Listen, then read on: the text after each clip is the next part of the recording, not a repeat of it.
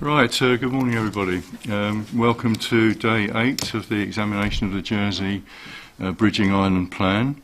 My name's Jeff Salter, I'm a Chartered Town Planner. I'm assisting Mr Holland, who's the other inspector involved in the examination, but I'll be taking the session today, which is about minerals, waste and water. To some extent water. We've got some new faces, so sorry if you've heard this before, but I'll just go through briefly a few points of introduction about procedures and what we're here to do. Firstly, I'd just like to remind everyone our job is to examine the plan in accordance with the requirements of your Planning Act. And we're charged with ensuring that the Bridging Island Plan is supported by adequate evidence, is an appropriate strategy for sustainable development, is capable of delivery, and contributes to wider government objectives. So the way it's been quite successful, we think, so far. We're on programme. I'd like to stress that we've read all the representations and documents, and the intention during the hearings is to focus on key issues that we wish to explore in more detail and to deal with some more questions. So I'm not here today to hear formal presentations. Having said that, I'm well aware of the strength of feeling from the representations that the proposed extension of the quarries brought forward, which we're here to discuss today. For those of you that don't know, I have been to the site. I did an accompanied inspection with Mr Danger and Senator Moore and Mr Pilley, just so that I could see what was involved on the site, and thank you to Mr Clues, who showed us around in a very good, safe manner on that. And I'll come on to the agenda in more detail in a minute. I don't think there's anything particularly to say about COVID-19. You're not required to wear a mask, but if you do wish to wear a mask, if you're not participating, please do. We're not expecting any fire alarms, so if there is a fire alarm, please leave the building as quickly and orderly as you can and meet on the lawn outside. Please turn off mobile phones. Please introduce yourself if I don't introduce you when you wish to speak or when I ask you to speak. An important point about the microphones, I hope everyone can hear me all right, but they're primarily for the live streaming and for the recording session, but you do need to make sure that you put your microphone on and speak into it, and also please project your voice as much as you can so that people in the room can hear you. If you wish to speak, to come back on a point that's been made, please raise your name board so that I can see that you wish to participate in the discussion. Right, today I'm going to really follow the agenda that I've set out with some of the questions. We're talking about primarily about the Jigaland Quarry, but that raises other issues about the whole mineral strategy really, and the projected demand for minerals that's been put forward in the minerals, waste and water study that was prepared last year, and also what the potential supply is. And I've got questions about that, and I'm going to be asking you to go through that in more detail. And then, of course, I'm going to go on and look at the environmental issues and the impacts of the quarry itself, which has also been set down, and there are a number of matters there that we need to talk about. And then, there was an issue raised from the further representations about the future of the Simon quarry, and I think there might be a couple of other issues about waste, which I'll deal with at the end. I'm hoping that we're going to be able to get through what we need to discuss this morning without giving everyone a chance to say what they want to say. So from that, I'm going to sort of crack on with demand, and sort of from what I can see from the minerals and waste study, projects a demand at the moment of 500,000 tonnes per annum. Is that correct, Mr. Pilley? That's right, sir. That was the recommendation arising from the minerals waste and water study. So. Yeah, and so but that's sort of, I just want to see whether that's still what the state's position is. That's based on population increases. The study says that sometimes you might try and predict the demand for minerals based on a predicted gross value added, or the size of the economy in general. And we had a session on Monday about the economy, where I think it was fairly universally agreed that there was, at the moment, the plan is not proposing any major increases or developments with regard to retail, office floor space. There was some discussion about industry and warehousing, which we might come on to, about whether there needs to be some demand from that. But primarily, the demand in the waste, minerals and waste studies is based on population increases, and there are three scenarios there. The higher scenario is 1,500 population increase per annum, and that is the one that seems to me most closely aligned to the plan proposal for 800 dwellings per annum. Is that correct, and do you agree with that analysis? Not quite, sir. The Bridging Island plan is prepared on the basis of a plus 800 population increase, and so I think in terms of that projection, certainly over the bridging plan period, it would be more related to that as a, population so is that estimation. Okay, that clarifies something for me. Okay, but because I was taking the 4,000 dwellings, but are you saying that 2,000 of those are to meet population that's already here? Well, I think it's two different. The hidden needs. Yeah, I think it's two different issues there. So one is around simple population projections. The other is around then taking those population projections and modelling those for housing demand. And you will recall that we spent the first day of the examination a couple of weeks ago looking at that particular issue, and our projections relative to housing demand are based on a local population model run by Statistics Jersey, which takes the planning assumption of plus 800 and converts that to a demand for dwellings. In addition to which, you'll recall, sir, we're also seeking to make provision in the housing supply figures for some of what we've termed latent demand, which is accrued over the current plan period. So I think certainly for this bridging plan period, we would be the estimations that have been produced in the minerals waste and water study. It would be the lower figure of the plus 800, but I think, and perhaps we'll come on to this shortly. The minister's position on this is not just related to the position of the Bridging Island plan, sir, but taking a longer strategic view about the island's requirements for minerals, based on the fact that our current minerals strategy, which has a timescale of 2000 to 2020, is clearly now in need of review. And effectively, when we embarked on this island plan review process, one of our objectives was to effectively reset the dial and reset the minerals strategy for the next long term relative to the island's long-term strategic supply of minerals. So I think there are perhaps two issues to have regard to. One is the bridging plan period, but also the period beyond that. Well, the old plan expected a 10-year supply at the end of the plan period, didn't it?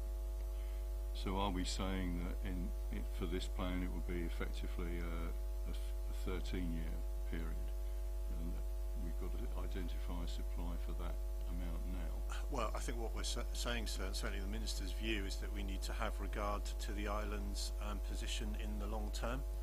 Clearly our options are limited given the nature of the fact we're a small island, and therefore we need to have a long-term regard to our future supply of minerals. So I think it's legitimate to look at the challenges over this current bridging plan period, but also to look at the subsequent island plan period, because clearly we will be going through this exercise again, sir.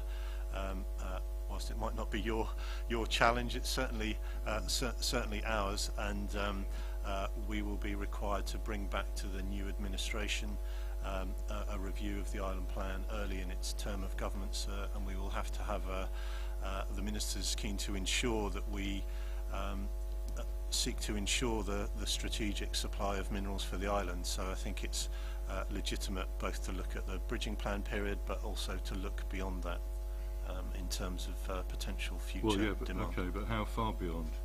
I mean, the Minerals Waste and Water study talks about up to 2031, and they've got a figure on your low now. I've just changed mine, well, my note on that, to 540,000 tonnes per year by the end of 2031. So is that what you're saying your target figure is at the moment? I think, sir, clearly with this current, the bridging plan will run from 2022 to 2025. We will then be required to reset the plan with another long-term 10-year supply. And as you stated, sir, one of the policy objectives that we have adopted in the island is seeking to ensure a rolling 10-year supply. That's been a consistent feature of our minerals planning as it's evolved, sir, and you'll be familiar with that, I suspect, from the MPPF in the UK with the 10-year supply relative to rock, sir. So as I say, that the minister's looking at this from a strategic position, both over the term of this island plan, but also having regard to the fact that we will have to reset that for another 10-year period, probably from 2026 to 2035.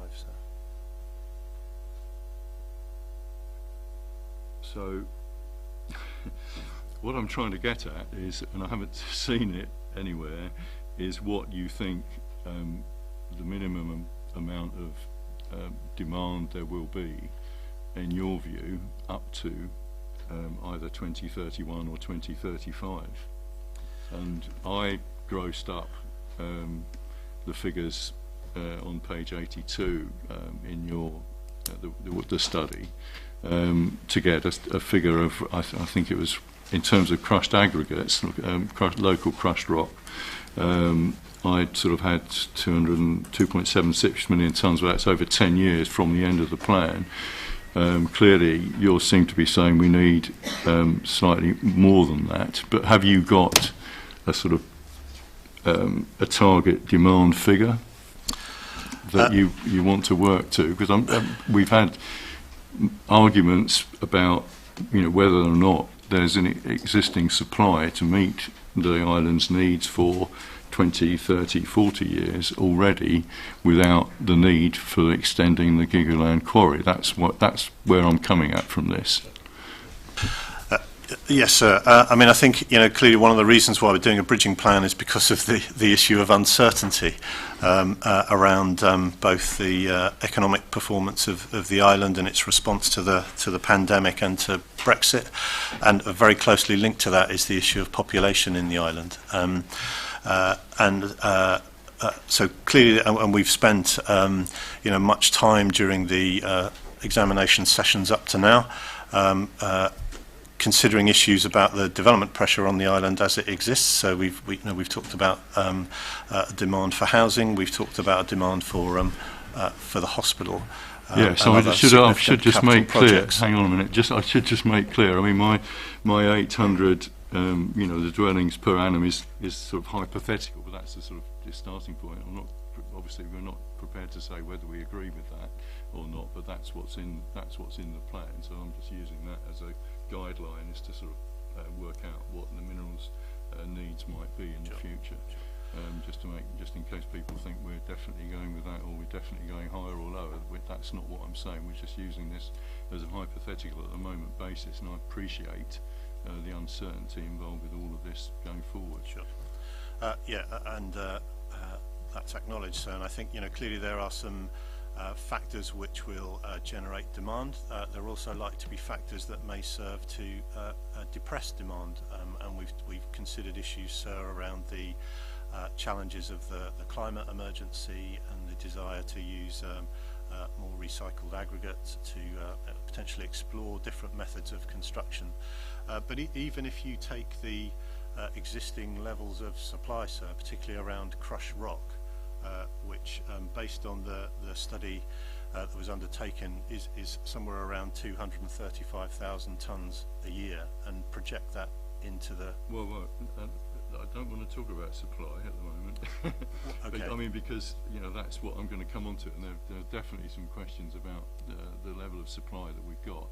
I know roughly what is being that's I accept that figure is currently being produced, but let's just sort of stick to what the needs might be, as sort of trying to get some overview of this. I mean, we've got a crushed rock on the low demand of 260,000 tonnes per year. So if we're taking that over, let's say 15 years, is that a reasonable assumption? I think that would be a reasonable assumption, sir. I mean, clearly the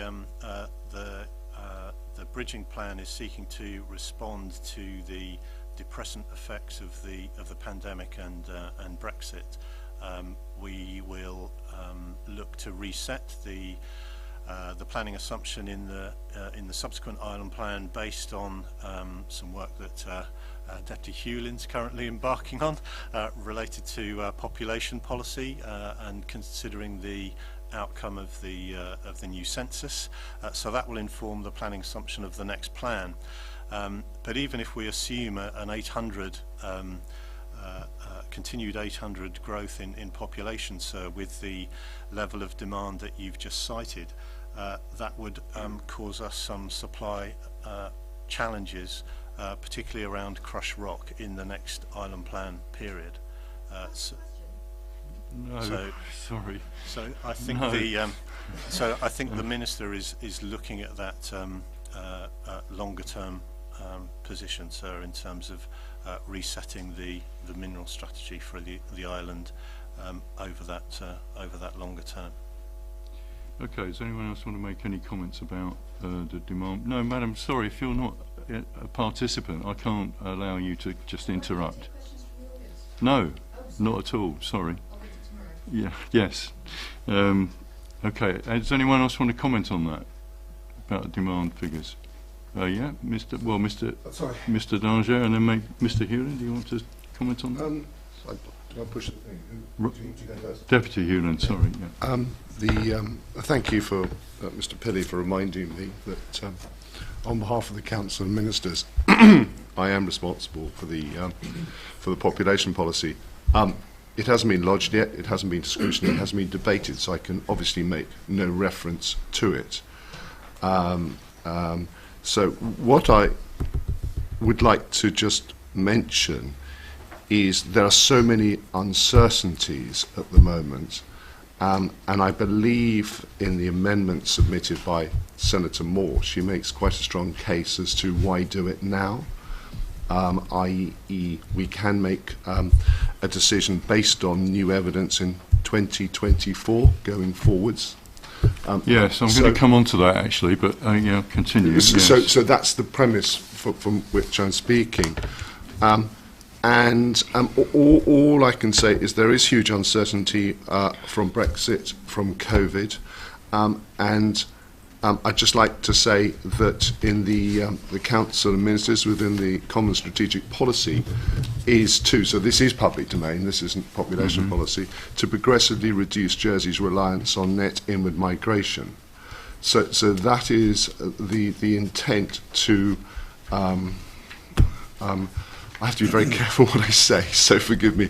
Shall we say slow down inward migration? I think I'm being fair to say that. So that combined Yeah, with that's certainly other. that's one variable that might come into play. I mean, I haven't Yeah. mentioned other variables So that might come into play. I'm going to talk about later, which is But- other means of construction, and I mean, Well, and then I of was going to course, talk about that in later terms as of well. the supply, the issue of how much you want to import. So, as opposed to, that is all I would like to mention on population policies. Is we can't say whether these numbers are right or wrong. However, I think we don't need to make the decision yet to rezone Jugula today, or in this island plan, because other people will talk about the demand going forwards. But population is been, I think, overplayed in the demand going forwards. Thank you, right, sir. okay. Well, I mean, I framed it that way deliberately rather than just to take a sort of trend projection of what's happened in the past. But as I said, there are other factors that are going to come into play with this. Did you want to add anything to that, Mr. Tangier? Yes, sir. Thank you. On the demand, sir, the demand base starts off at 485,000 tons, I believe, and when we break that Well, down, where did you get that from? That's not what's in the waste study. well, sir, if you look at what the quarries are, all sources of aggregate that are produced. Currently it comes to 485,000, but it is then rounded up to 500,000 as a base. And the first point I'd like to make is I can't understand, and I think many of the people that have spoken to me do not understand why that degree of between 15 and 20,000, because there's a range which I believe is to do with a range on sand from Simon sand, why that initial baseline effect should be in there. And when you think about 15 to 20,000, sir, that's actually quite a lot when you look at the effect of population over 10 years. It seems unnecessary to get that in there straight away.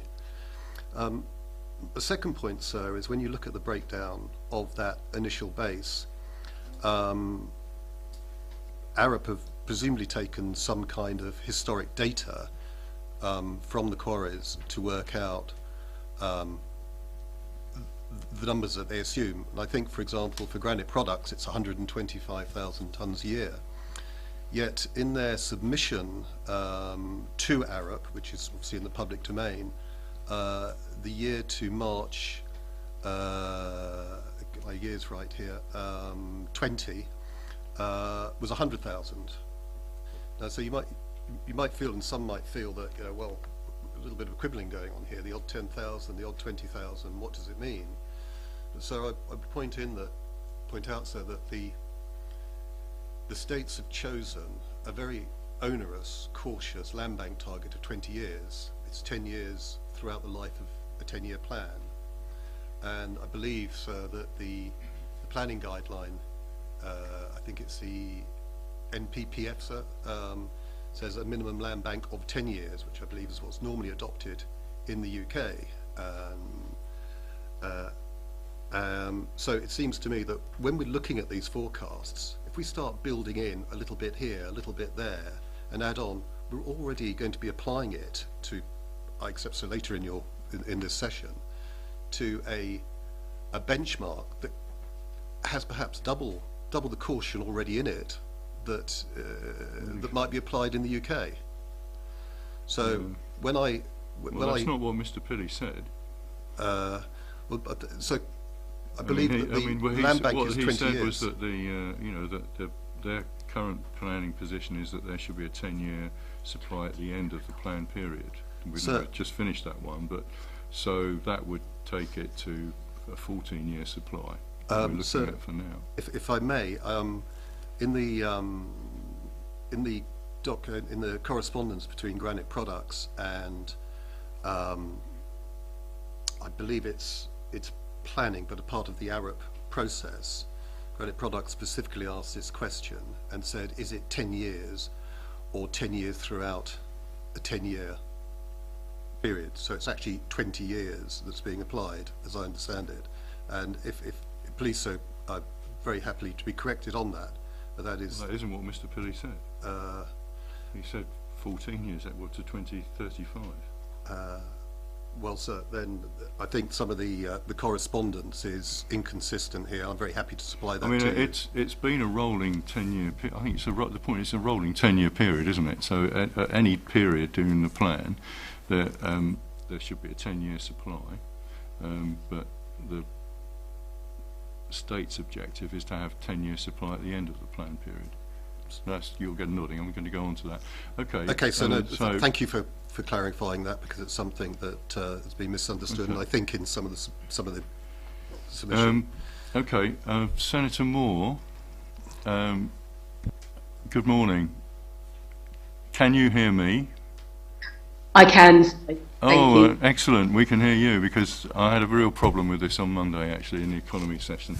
I gather you've raised your hand. You'd like to comment on this demand issue. Is Thank that right? you.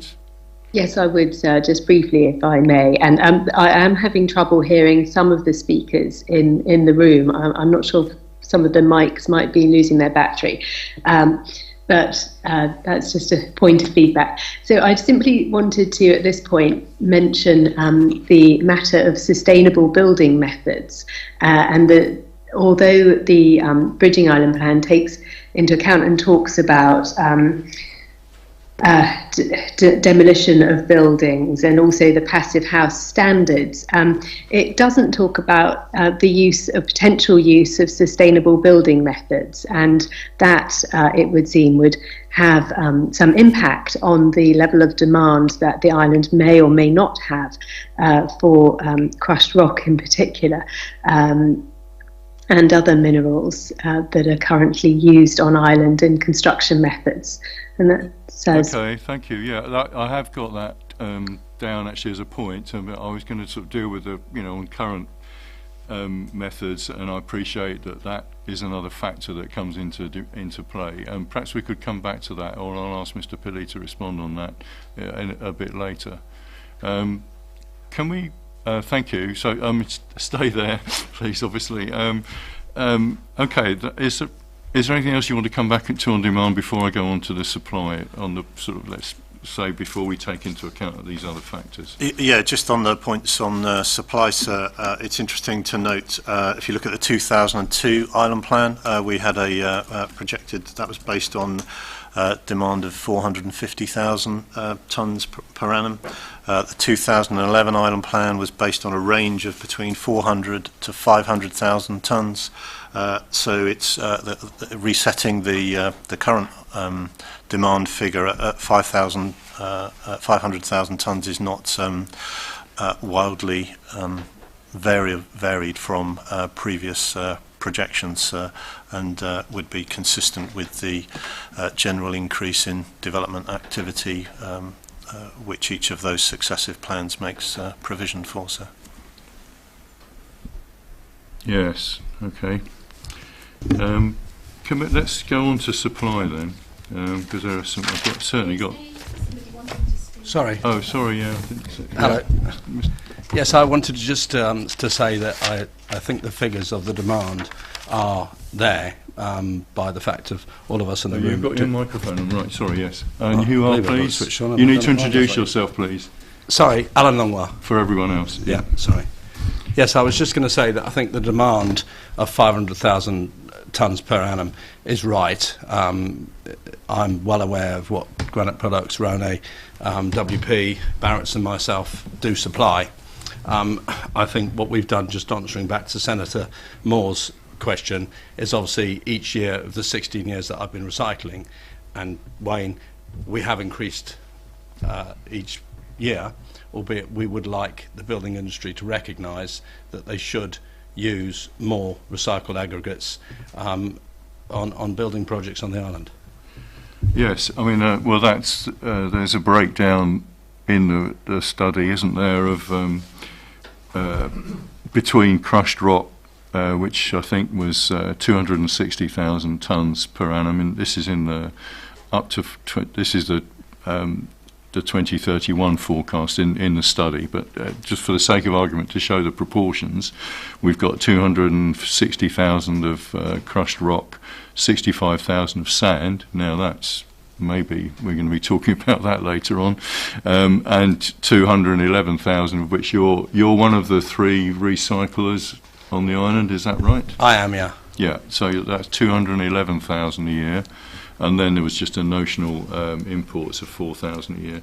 So that's roughly the breakdown and the current proportions. Now, whether we could, if you want to talk about in the supply side of it, potential to change those proportions and how realistic that is, I'd be interested to hear what you think.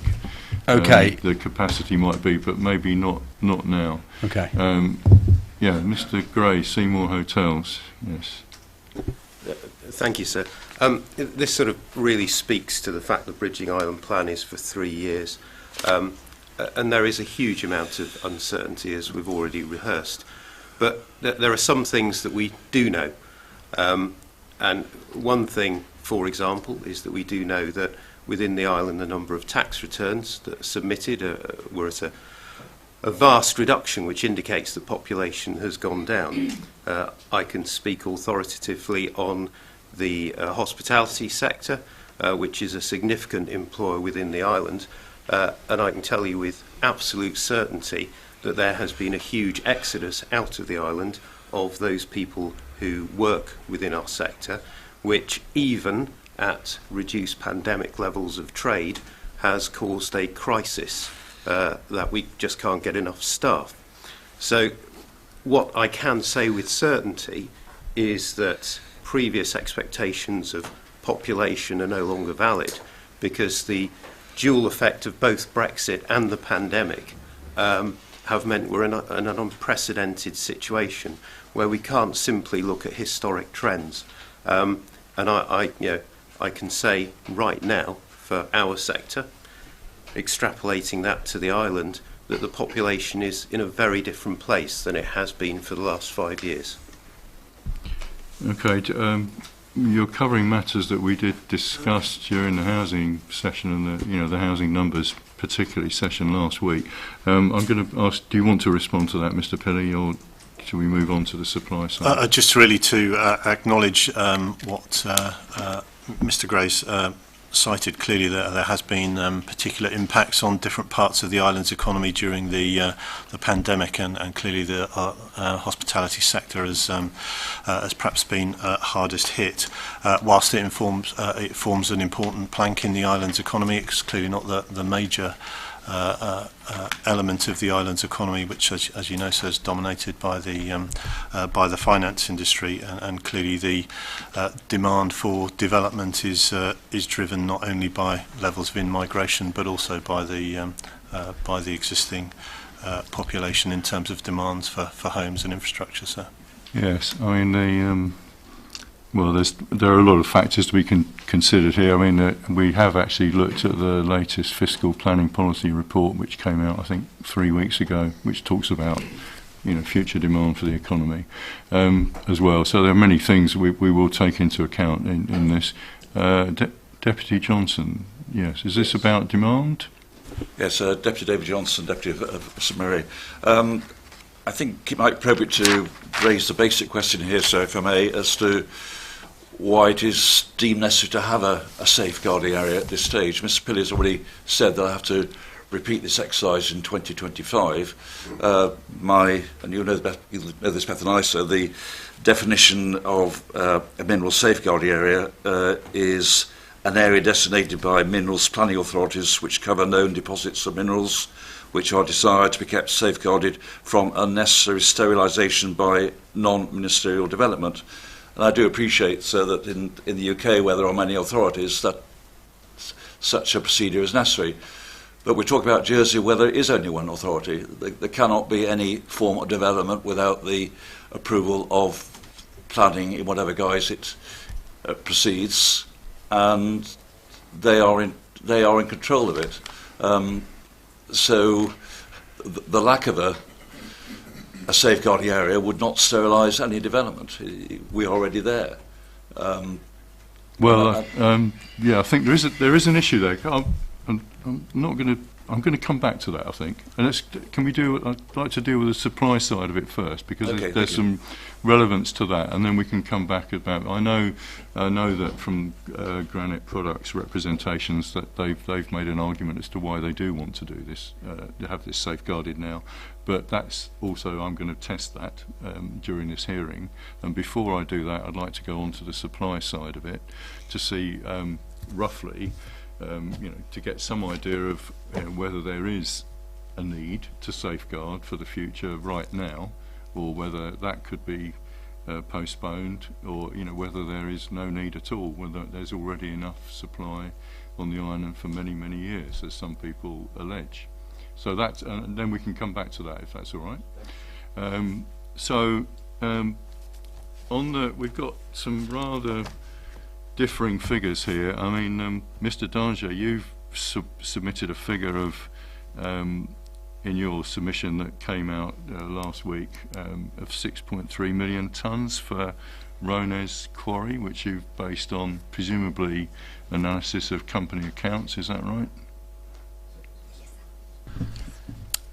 Yes, sir. I don't mean to single out Rone in this analysis, but obviously there are two quarries on the island, and when we're thinking about the land bank, it's the sum of the two for primary aggregate that we consider. Granite Products is a private company, and many residents who have been trying to look at this obviously can find less information on Granite Products, but were able to find a lot more about Rone simply because they're owned by a public listed company. So when that purchase took place, there was considerable information provided, which I provided to you, sir, of the reserves and resources that Rone had at that time between the two quarries in Guernsey and Jersey. Oh, well, that was okay. That was my first question, because you've talked about Channel Island quarries here. So do you? I've had other figures from which are in the public domain about Rones, about their current reserves, and in the study, the waste and water study, minerals study, the figure is 2.5 million tonnes. Well, sir, all I can say is the information I provided you is a cut and paste from an AIM listing document that was provided to raise capital for the purchase of Rone by their parent company, Sigma Rock. And it's all in the public domain, sir. No, I understand that, yeah. So all I can say is that is the information that is out there and has been provided. Well, that's for that's for a quarry on Guernsey as well. Yes, sir. And is there any breakdown? Do you know? So the breakdown I provided in the table, I think. I'm happy to go through it again with you, sir. Sorry, which table was that on your sheet? 'Cause I mean, probably the easiest thing is just to ask Rones Quarries what they think about it, because they're here, and thank you. It's a public domain. So it's actually the very first note, sir. I may have lost the number 1 on my poor formatting. At the very bottom, sir. Oh, sorry, let's show it. Yeah. So you've got 4.22. Oh, as indicated. So yeah, in the you message. because for the St John's Quarry. That's right, sir. Rones. And of course, yeah. So I did see that. Yeah. Subsequent to this, Rone have secured their western consented extension, and and that was revised up, I believe, from 1.81 million to 2.5 million tonnes. I think I've seen that figure. Okay, let's. Mr. Osborne, I think it is from Rones Quarries. What can you tell us? What you think your reserves are now that you've got your permission that was granted? I can tell you due consideration this year. Thank you, sir, and I can explain a little bit about the differentiation between reserves and resources, because the document, which was the admission document from 2016 for the listing for the reverse takeover of Rone, is compliant with PERC classifications, which give different descriptions to reserves in freehold controlled by the company, whether they have planning consent or whether they have neither. And there is a hierarchy of of the way these are described as reserves, resources, constrained and unconstrained. And this comes through to the PERC classification. Would you want to go through, have you got any current figures for us at, and so at the moment? we now have, yes, and I could say that the statements from 2016 are pretty accurate actually in the context of what geology is not a completely precise science. Things are influenced by geotechnical design and such issues like that. So it's never a precise science, and I should say that the emission document also has a number of caveats that it's based on an interpretation of the information available at the time. However, as we sit here in 21, the 2016 projections are proven to be pretty accurate. Our unconstrained reserves as of today, before entering the recently approved extension area, are in the region of between 100 and 200,000 tonnes. So quite low. That projects forward from the 470,000 tonnes from 2016. So we've done a little bit better than that. The unconstrained mineral reserves remain on the table, remain unchanged at 1.43. They are still constrained because our processing plant sits on top of it. Sorry, so that you said unconstrained, that's constrained reserves. That's constrained reserves because we have our mineral processing equipment and plants sitting on top of it. And what's that number? 1.43. Yeah, that's another figure that we then go to the second half of the table, because the other Layvard's quarry is Guernsey, back to St John's Quarry, and the 1.81 is the recently approved extension at Sorrel. We are optimistic that that could be as much as 2.4. It depends on certain issues with geotechnical design and rock quality. The 1.81 was a prudent forecast. We believe it could be more than 2, in the range 2 to 2.4. That's now resource. We have planning consent and a commencing development of that. Okay. The balancing figure, which then will make close to the 6, and it's stated as 2.41 on the table. That sits underneath our buildings, our processing factories, offices to the south of the current extraction area at Rhone, without planning consent and constrained. That's resources, not reserves.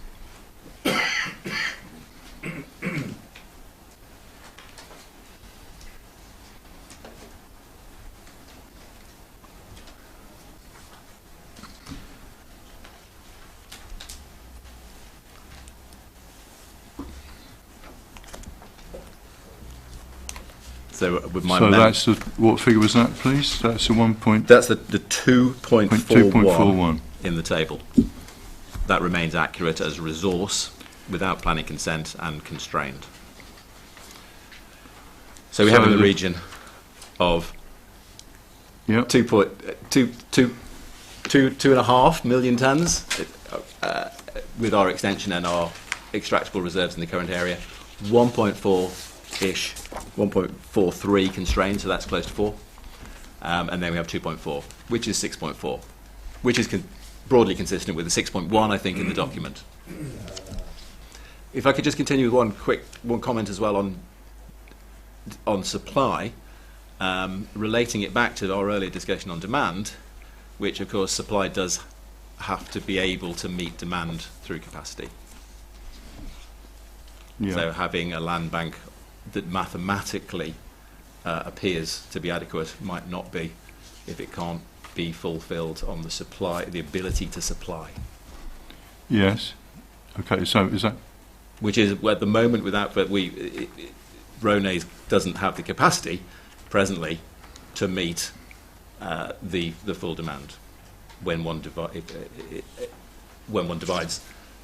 If we were looking at that 6 million and taking that into a land bank, because the demand is going to be higher than our capacity.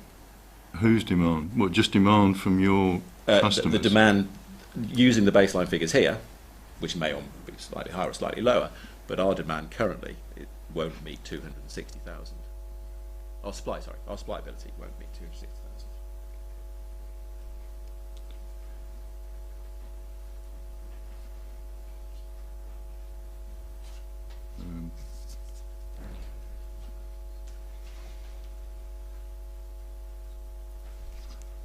Is that just a physical outcome from the size of your quarry and the amount you can get out at any one time?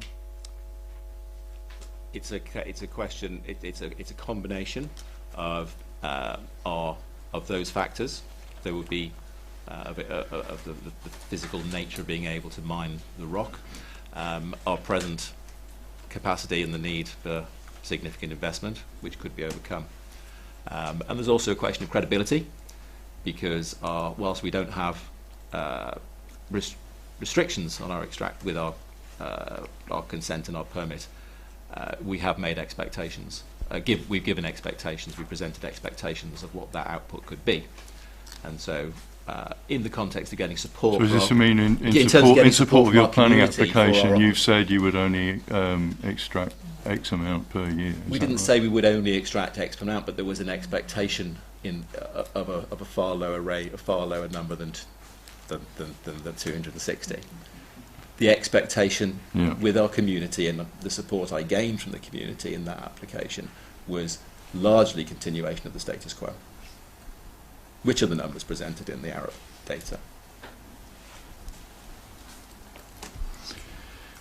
Okay, does anyone have any questions about it? Mr. Pilley, were you aware of all those figures? I wasn't aware of the detail of those figures, sir, other than the rep provided by Mr. Danger.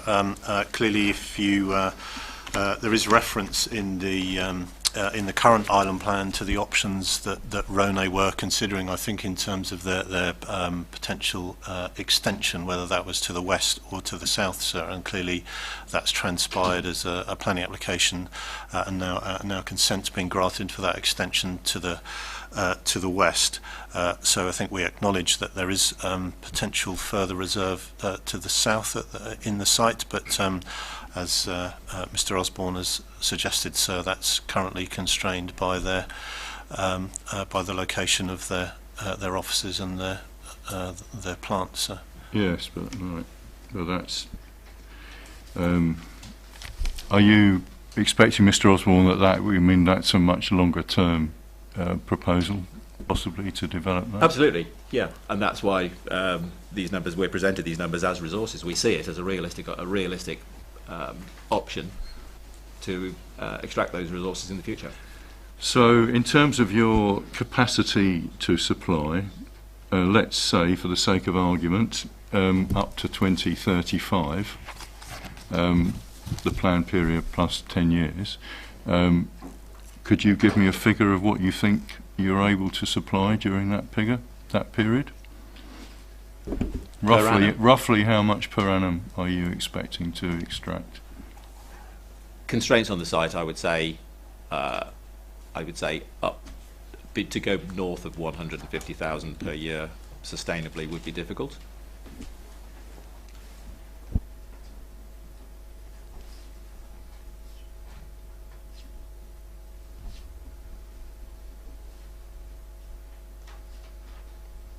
Okay, thank you. Can we move to Granite Products then, and their supply? Now that's the figure quoted is 900,000 tonnes at the moment. That was February 19, I believe. Is Mr. Titman, are you going to speak to this?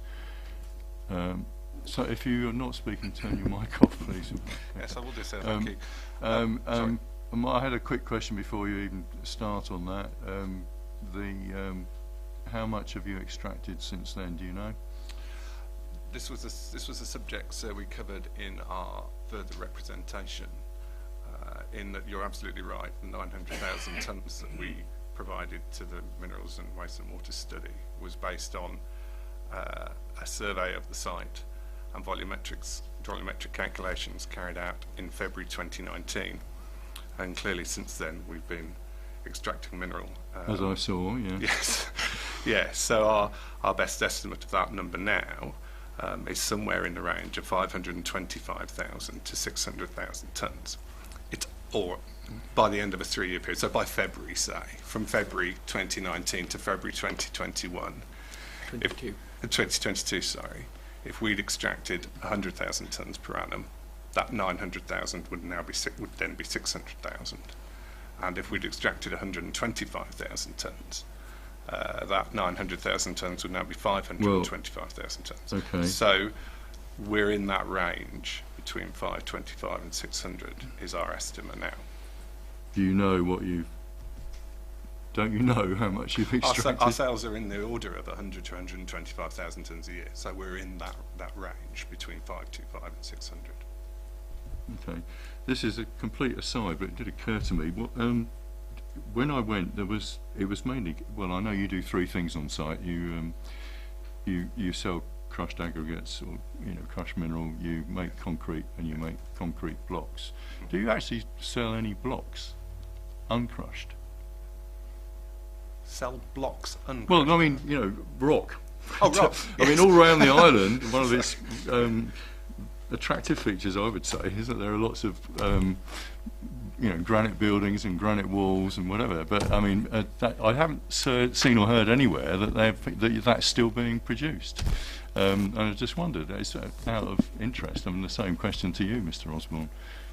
A lot of the construction that you're seeing at the moment in granite is imported. Oh, really? There is some there's also some reclaimed, and there are a couple of small sites where they scratch around and dress a few blocks, but it's minor tonnage. Right. And you, same for you? It's the same for us. It's actually very difficult to take dimensions thrown out of a rock quarry where you're blasting with high explosives. You're inclined to fracture the rock, so it's not suitable for block.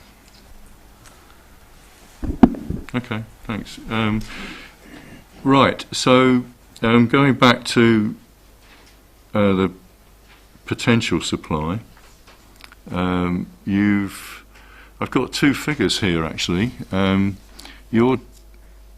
Somewhere I read about 4 million tonnes as if the proposed extension of the field to the south goes ahead, but then in your January 21 report you talk about 3 million tonnes. Yes, so which of those is the right figure? I can clarify that point.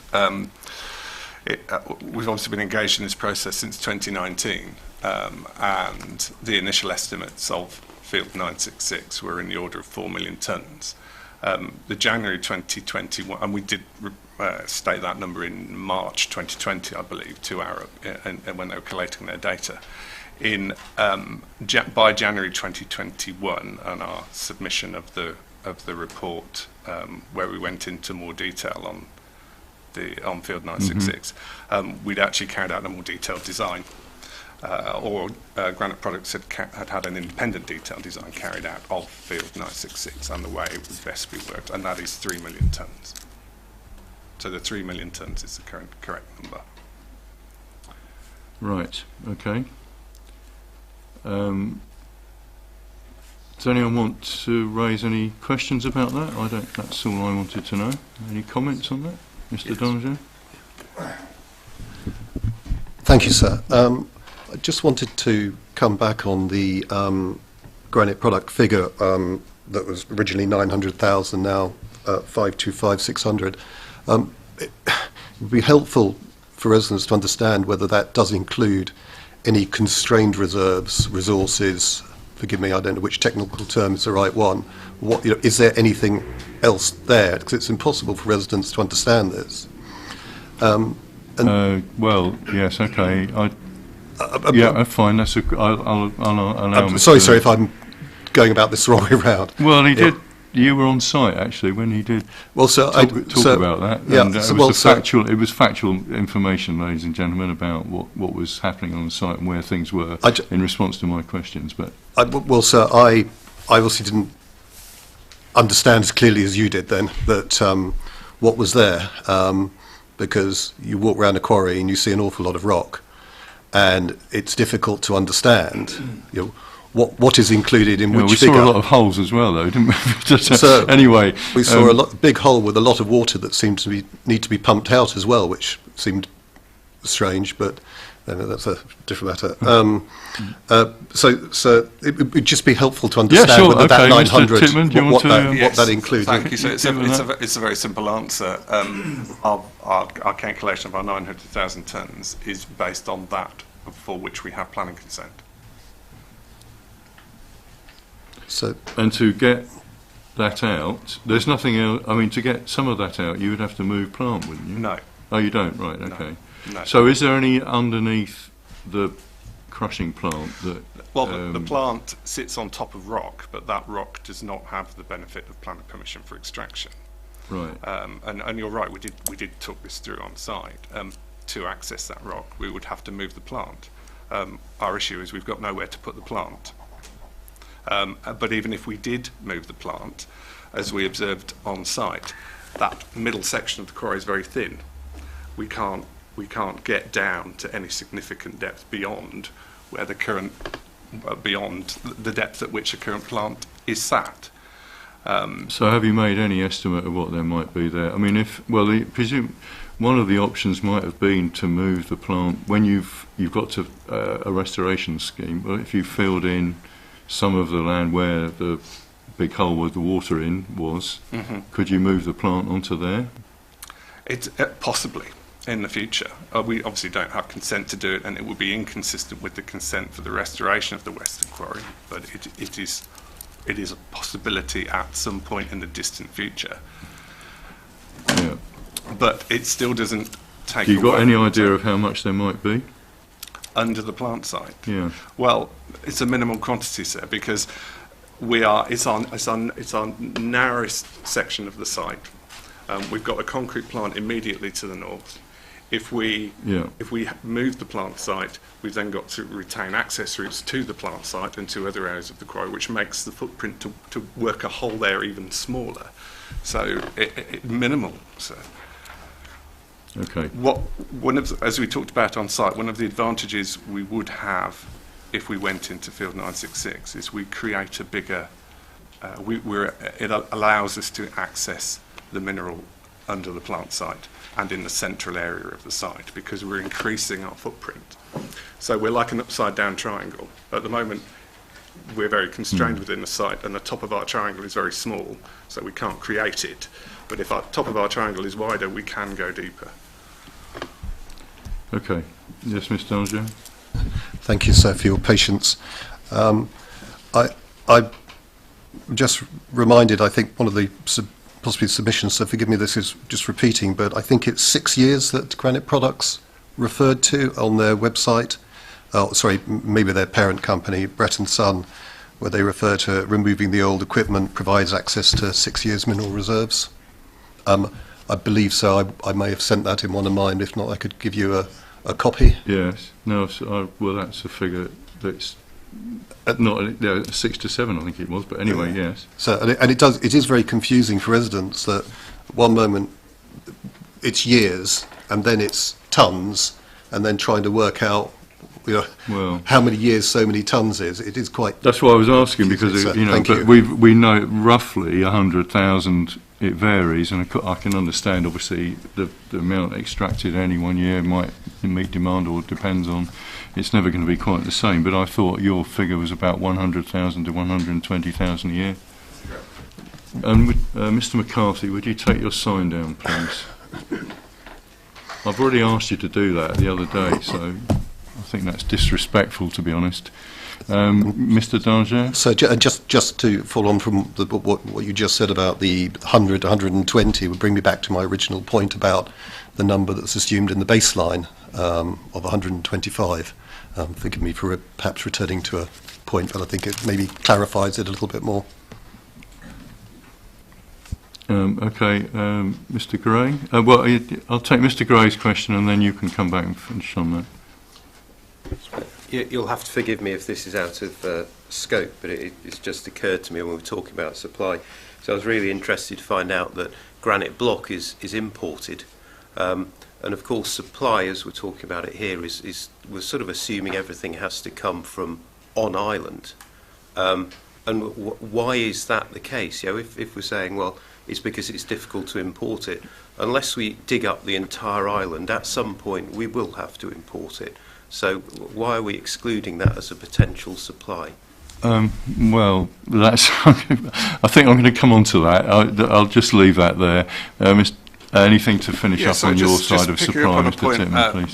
By Mr. Donder, in reverse, really, and it's also picking up on a point made by Mr. Osborne. geology is not an exact science, and our reserve calculations are based on what was ground level information in 2019 and 3D models of our extracted profile based on that we consented to achieve, taking into account geotechnical design considerations for benches and slopes and so on. We don't necessarily know when we dig into the ground that we're actually going to recover what we've calculated. There can be losses along the way. So I understand the point Mr. Donge is making that there's rounding up going on, but equally we've made assumptions and we could be rounding down at some point in the future as well. Okay, I don't think we can take that any further unless you've got anything you want to say on that. The other element of supply, I'm going to deal with this now, is the sand element. At Simon Quarry, now, I understand that permission expires at the end of 2023, but I've I don't quite know how to put this, but I've had anecdotal evidence again from a taxi driver that you've stopped production, Mr. Simon. Is it Mr. Simon or Simon? Mr. Simon. Mr. Simon. What's the current position with your sand quarry, and if we'll come on to your issue about what the plan says later, but are you currently extracting any sand? Thank you. Yep, it's Jason Simon. Have you got your mic on? Yeah. I am currently not extracting sand from the site. Okay, we've had to suspend extraction because the consented reserves have been reached. Okay, I still have the permission to carry on to 2023, but to continue on, I would require consent to move into areas that I currently don't have consent for. I see. Oh, right. So you basically extracted at a faster rate than was possibly originally planned. Is that it in summary? Exactly. Demand exceeded estimates back in 2018.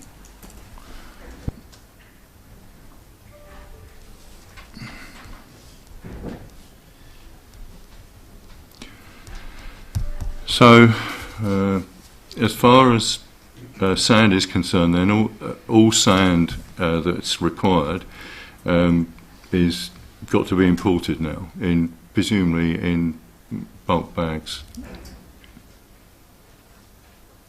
I'm not importing sand. No. It was a question. I just hoped you might know the answer to that. But there's people in the room that know more about what's going on and who's bringing that in and what quantities. Okay, so that element, well, that's gone. We can. I'll come back to you later on, as I promised on the agenda, about that. That's all my I think, well, that's given me some idea to digest where we are with this and what the supply is. Do you want any comments on that, and to round up on the supply side of things and where we are with that, and whether you think there's enough supply at the moment, as I think Mr. Danger is saying without putting too many words into his mouth, that with the Rones quarry we've got enough supply on the island for many years, and that this is not needed, and it's certainly not needed now to expand Gigaland Quarry.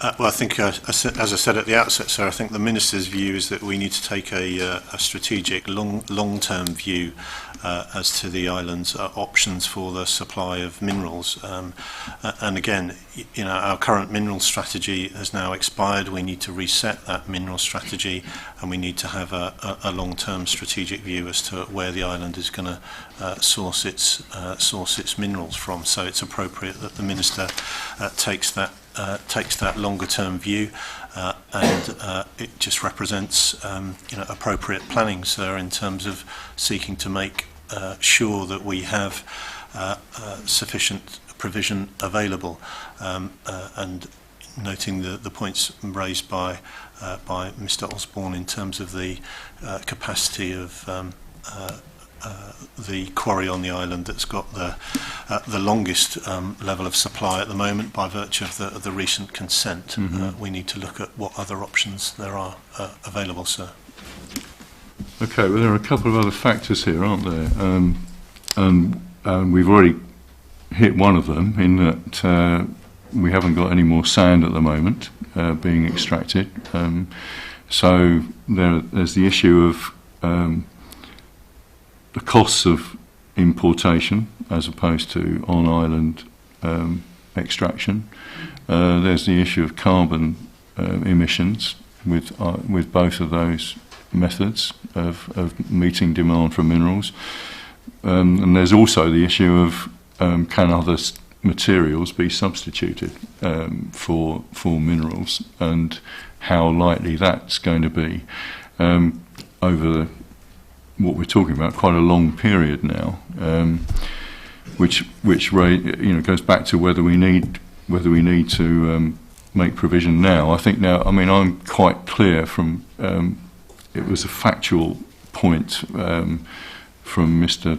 Titman when we were on site, and Mr. Danger and Senator Moore heard this, that the only way they can at the moment, I think, get the mineral out of the field to the south, if it's allowed, is to build a temporary haul road along the eastern side of the site. I think that's right, isn't it? The eastern side of the site, to start taking the overburden out and putting it back into the existing quarry before they can build a haul road to do the main works and the main excavation up from within the quarry.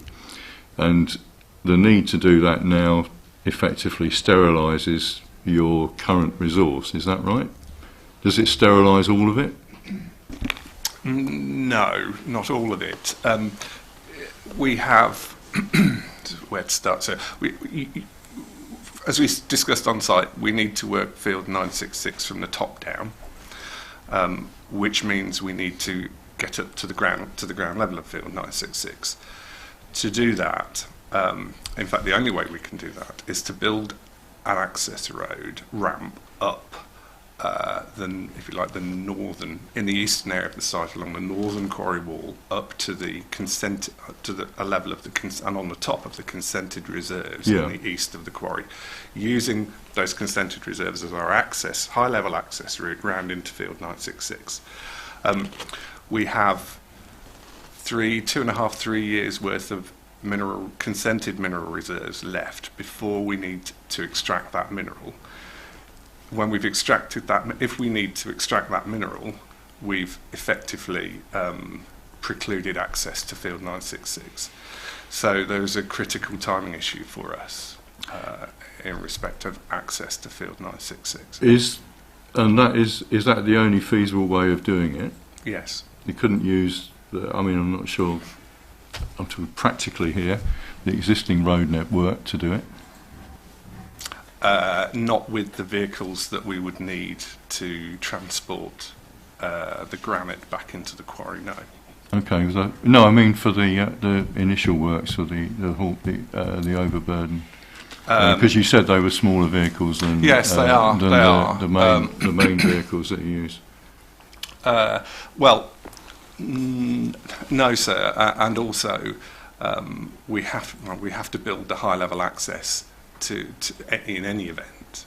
But in answer to your question, no, there is no other feasible way to access field 966.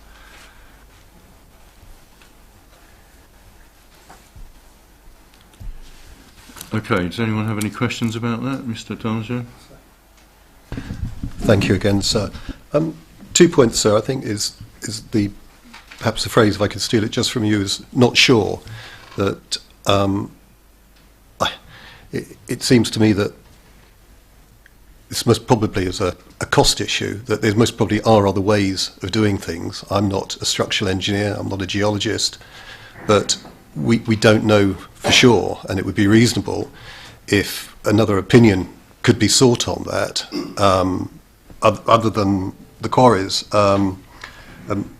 And my second point, sir, is I think that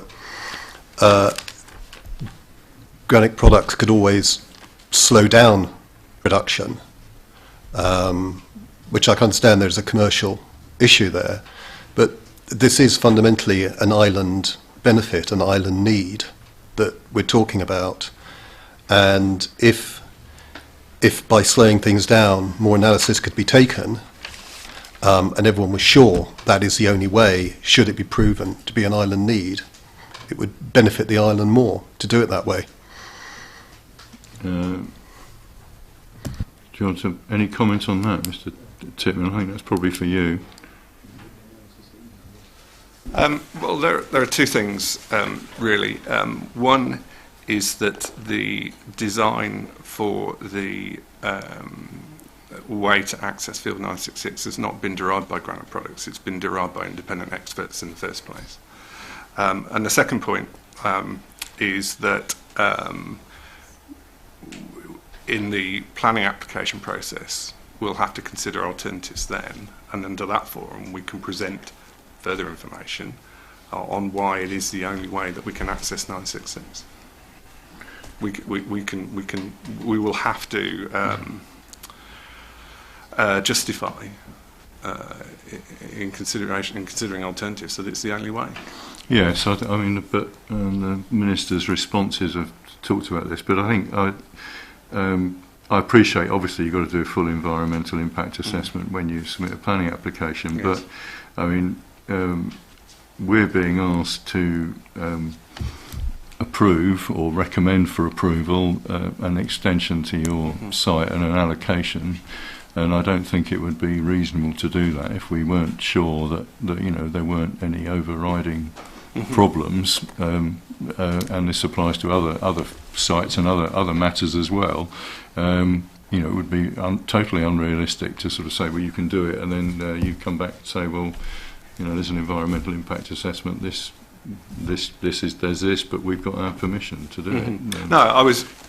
We've got to try and address. All I'm Yes. saying is, in a long-winded and not very well put way, we've got to really try and decide the basic principles of all this now.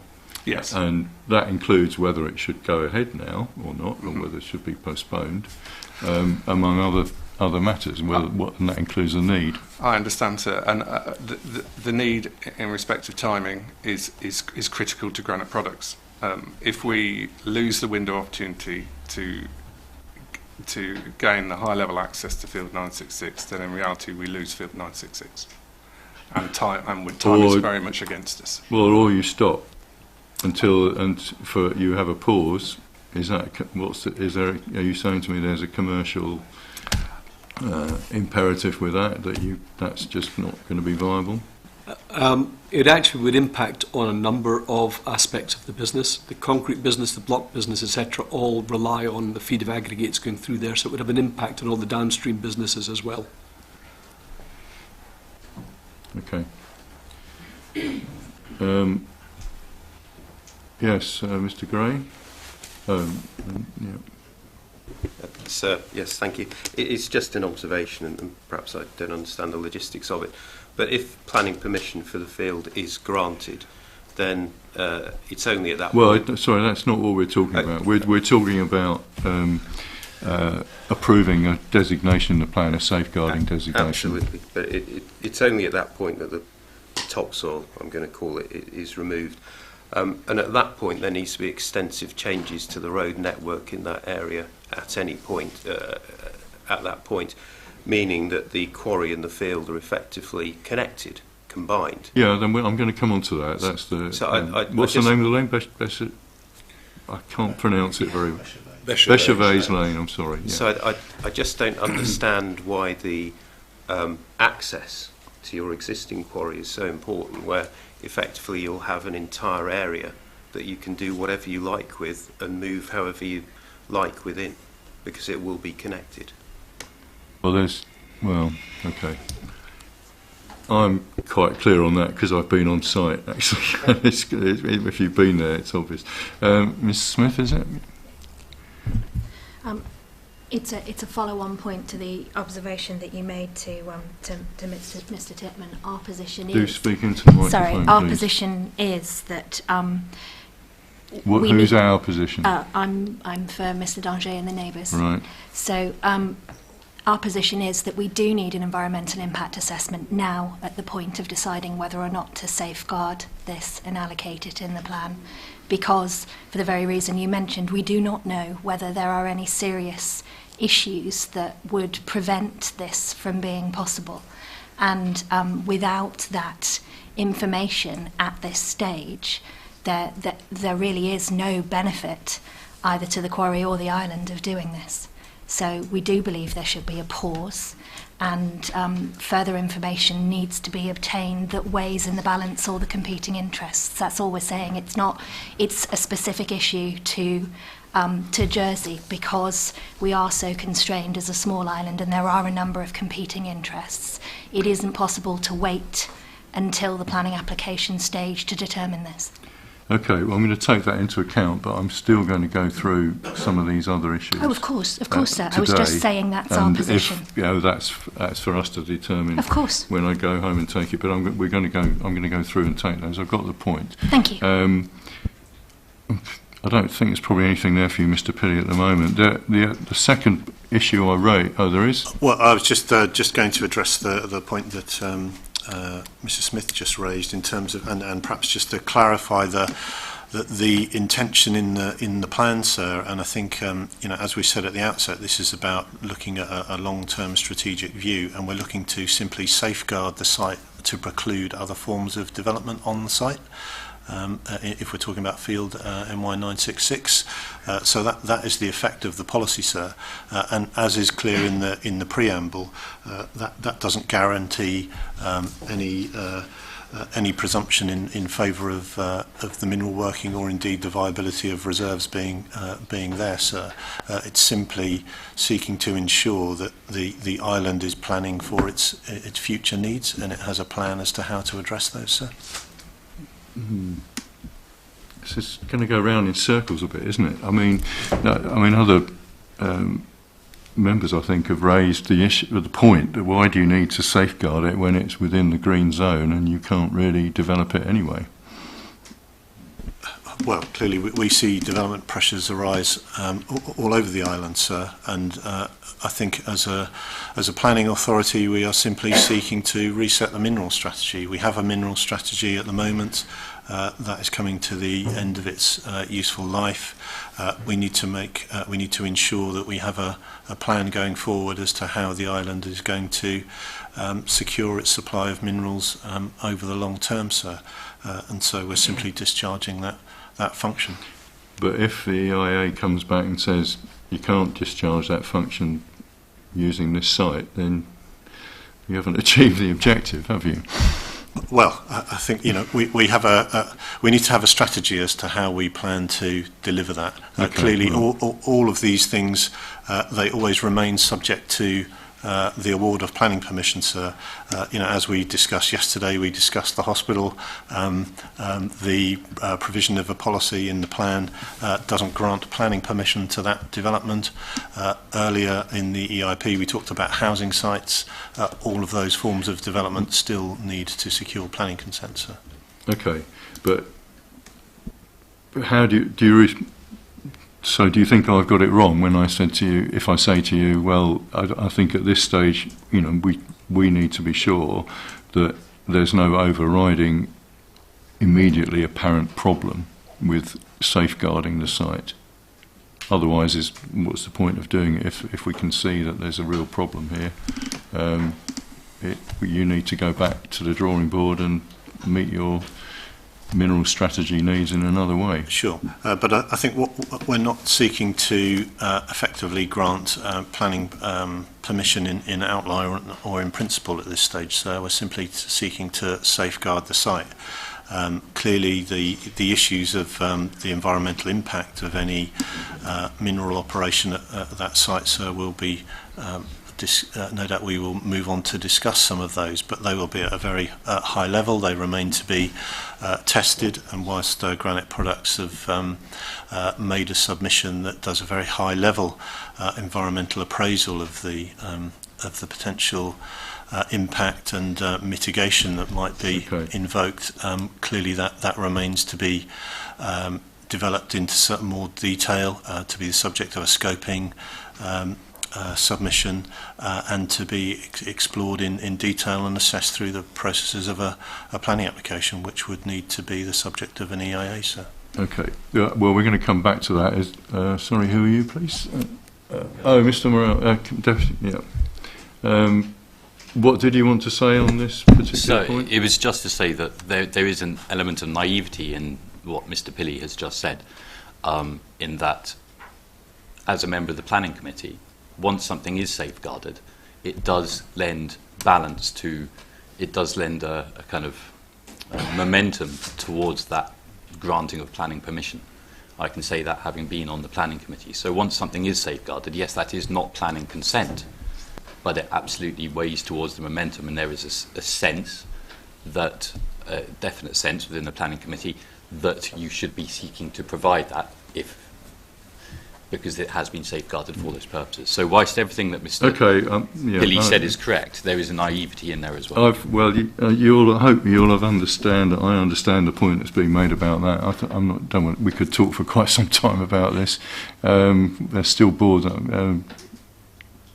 Do you really need to say any more about that particular issue? It's the same point, sir. Safeguarding creates a presumption in favour of development of the quarry for an extension. Deputy Johnson.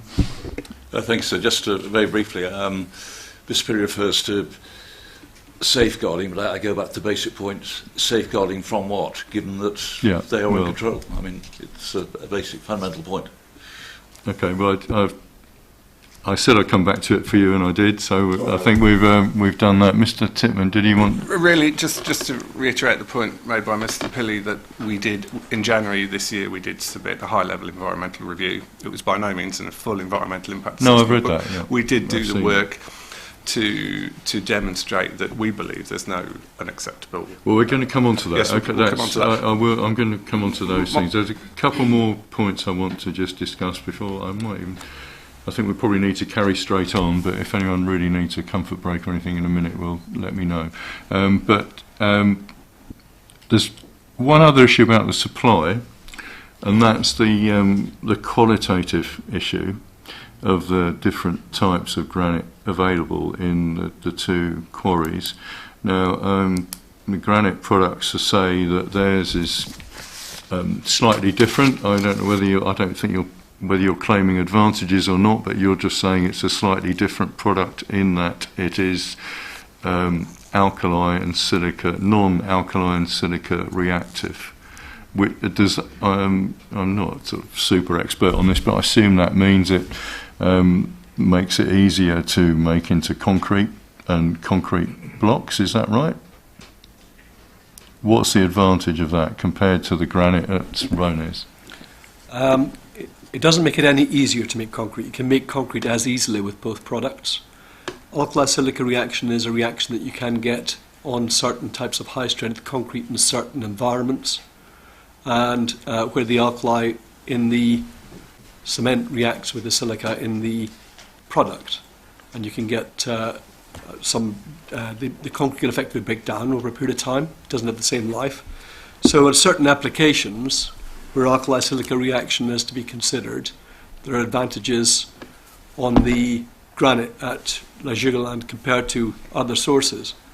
But conversely, if you look at applications for instance, road surfacing and things, I think that you'd find that the performance of the material that's up in the Roni quarry is probably better on road surfacing. So each mineral has its own mineralogy and different strengths and weaknesses.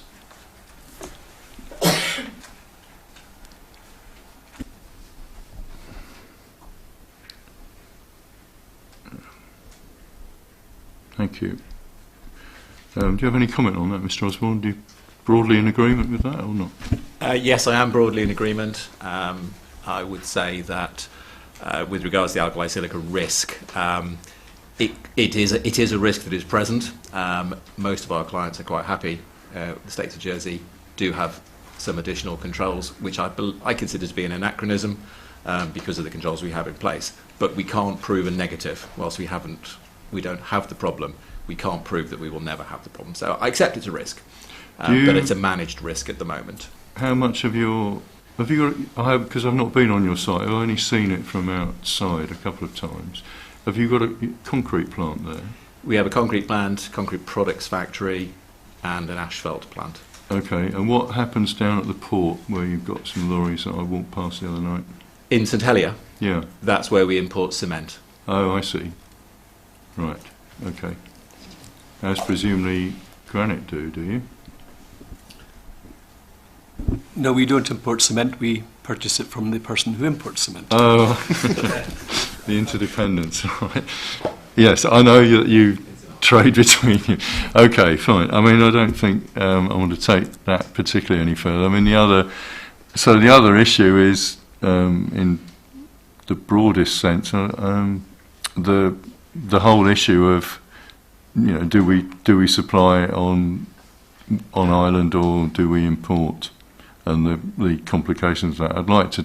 Yeah, I mean, we could talk for a long time about that, I'm sure, and some of the information is in its early stages, as we discussed actually the other day about a general development policy. But are you going to come on to that? I'm talking about importing one very brief. Yes, fine. Okay, so that let's have. I was going to ask Mr. Pilley to sort of set out the strategy, but if you want to say something first, that's fine. I only noticed that Ports of Jersey were invited. I don't know if they're here. They're here, I think. Yeah. Them. I did invite them. Yes. Maybe they would like to comment on whether they have the ability, or with investment they could import significant aggregates to the islands. Okay, to have that's an a good alternative. That's one of the things I was going to look at. So fine. So sorry if I preempted you. No, that's perfect. No, it's a good lead into it actually. Firstly, is it practical, or could it be practical? And then I think there's a whole issue of, is it desirable? What are the other implications of it for environmental factors such as traffic generation, whatever, and the operation of the port itself. So, Mr. Tanner, isn't it? Yes. Yep. That's right, sir. Would you like to comment? I mean, I've got an idea of what you're saying about that. At the moment, you can deal with the sand demand through bulk bags, and you don't need a dry plant. And if I think you're going to say to me that it would be, you would need to expand the facility quite a lot, substantially, to provide a dry bulk import facility at the port, and that would be very expensive. Is that the case? Yeah, on those lines, sir. I think in reality, the volume of sand that's being imported at the moment and that is likely to be imported in the foreseeable future is something that we can handle. We don't do it in the most desirable and operationally efficient way just because of the nature of the infrastructure. However, our own infrastructure plans did make an assumption with respect to sand ceasing from on-island production in 2023 anyway, so we are preparing our own plans for investment which would enable greater management and importation of goods, because there is an overall freight dynamic for the island, not just sand and aggregates, and the increasing elements means there are capacity constraints for us as an island. So in order to safeguard that operation for the island, we have a plan now which will significantly increase our capacity and enable the importation of products moving forward. I think so. That sand and that sort of, I mean, at the time this the mineral study was done, that was 25 to 30,000 tonnes, I think, a year as possibly needed to be imported. But now, what we're depending on what happens with Simon sand, we're talking of up to 60,000. Yeah, our assumption has always been based on 60 to 70,000 tonnes. So we looked at the capacity that would be required on the assumption there was no on-island production. So that's what we had done. We'd originally built plans around aggregates as well, but obviously there was a change in terms of permits around aggregates. But obviously there would be some capacity around aggregates in the future. But you could see some challenge would be if there was obviously a significant change around the importation of aggregates or production on island. But from a sand perspective, yeah, we have plans. Yes, okay. Well, what about aggregates though? So say, let's say, I mean, Ronez are saying that they can't meet the projected 260 100,000 tonnes, let's say, for the sake of argument, Yep. per year. And if this doesn't go ahead with the Gigaland expansion, then they stop with 7 years' time down the line, we're going to need to import 100 odd thousand, maybe up to 100,000 crushed granite products a year. What are the implications of that for the port? And if it happened now, it would be a significant problem from capacity perspective. But presuming that we progress with our plans, by 2024 we should have capacity to take on quite a considerable large volume of freight, which would enable us to do some of that. But if it was complete importation of aggregates, we would struggle. Well, are you talking by that? Do you mean the sort of 260,000 tonnes? Correct. Yes, sir. But we do have longer term plans that we could develop that would enable that. But it would be some way into the distance. So, looking at the importation that would be required based on the volumes that are shared in the ARIC report, which we agree with from Ports of Jersey for our own work when we were doing our own master planning exercises. I think that gradual change in freight requirements around aggregates is something that we would absorb in the short term for what is required in the short term. Okay. Yes, Mr. Much, yes, from Granite Products. I didn't introduce you last time. I know, I should have introduced myself earlier, sorry. It's important when you take this answer into context that if you're taking in bags of aggregates, like 1 tonne bags, etc., that's fine. If you start looking at importing sand, that's fine. But if you start looking at coarser aggregates in bulk, it breaks down in the cargo as you take it across. So if you're taking in 100,000 tonnes through the port, the island would have to look at how they would actually process that once they got it to the island to put it back into specification. So you would need to have somewhere for screening that and processing that. I don't know if you'd have that near the port or whether you'd carry it somewhere else to process it, but you can't make the assumption you could import it as a finished product. It's not like a car. It actually breaks down into smaller sizes in the cargo.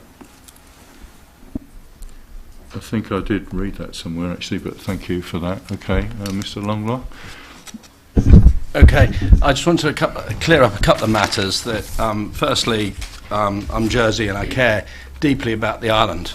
I think what we're not discussing is the fact of the overview view of what's actually here. So whether it's Jason with Simul Sand, whether it's me as recycling, I've got to say that I, at the moment, am importing the sand with Granite Products and Rhone because of the demand and Jason's issues. But personally, I think we should use the resources on the island. So I think back to my original statement was I think that there's a lot of recycling more that could be done. We are doing some things with Granite Products with the glass, which is great, and I think a more togetherness between all parties would probably stop importation for a period of time. I do believe that there probably is a need to extend with the fact that the way the place has been developed and carry on being developed. But I think I'd like to raise the issue of what more we could do together or what more we could do with the recycled aggregates. Myself, I'm recycling 100,000 tonnes a year at the moment. We have put a plant in that we hope to do 150, 200,000 tonnes per year, which will probably only give us about 20% of sand. So I think there still is a huge issue for us to get the sand problem sorted, because I don't really think it's not good on monetary values, it's not good on carbon footprint to be importing, albeit... Well, I'm just... Yeah, okay. I'm just going to come on to that, and I was going to come on to the sand, and as I said later on. Okay. But we'll come back to that point. I mean, that's the whole issue of just to finish off. Whether you think how much? I mean, do you think, from your knowledge of the industry, that recycling could put how big a dent could it put in the granite requirement? think Jersey, have you got any idea? Yeah, I think Jersey's in a unique position because recycling elsewhere in the world, it's a lot bigger countries, whatever. 9x5 island, most of the stuff that me and other people recycle in the island came from Granite Products or Rhone in the first place. I do understand that we can't use our products in structural stuff. Not for 1 minute do I say we should be using it in structural buildings, but I think with block mix, with other uses of aggregates, we could. Obviously we need to get the spec up, which we're trying to do. We've worked quite closely with Granite Products and Rhone, and I personally think that we could. I think we can introduce safely 60 to 70,000 tonnes extra into the industry without what my colleagues are doing. But like I say, with the sand, there is a huge issue, because even if we produce sand from washing it, it's never going to produce the quality that, i.e. the stuff we're importing now to do our concrete and our supply doesn't give you plastering sand, doesn't give you quality sand, which comes from Jason. It's a different, qualitatively quality different products thing, again. Okay.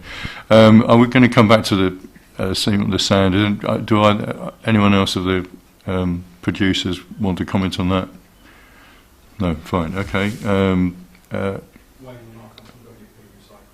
Oh yes. I was going to come on to recycling later, actually.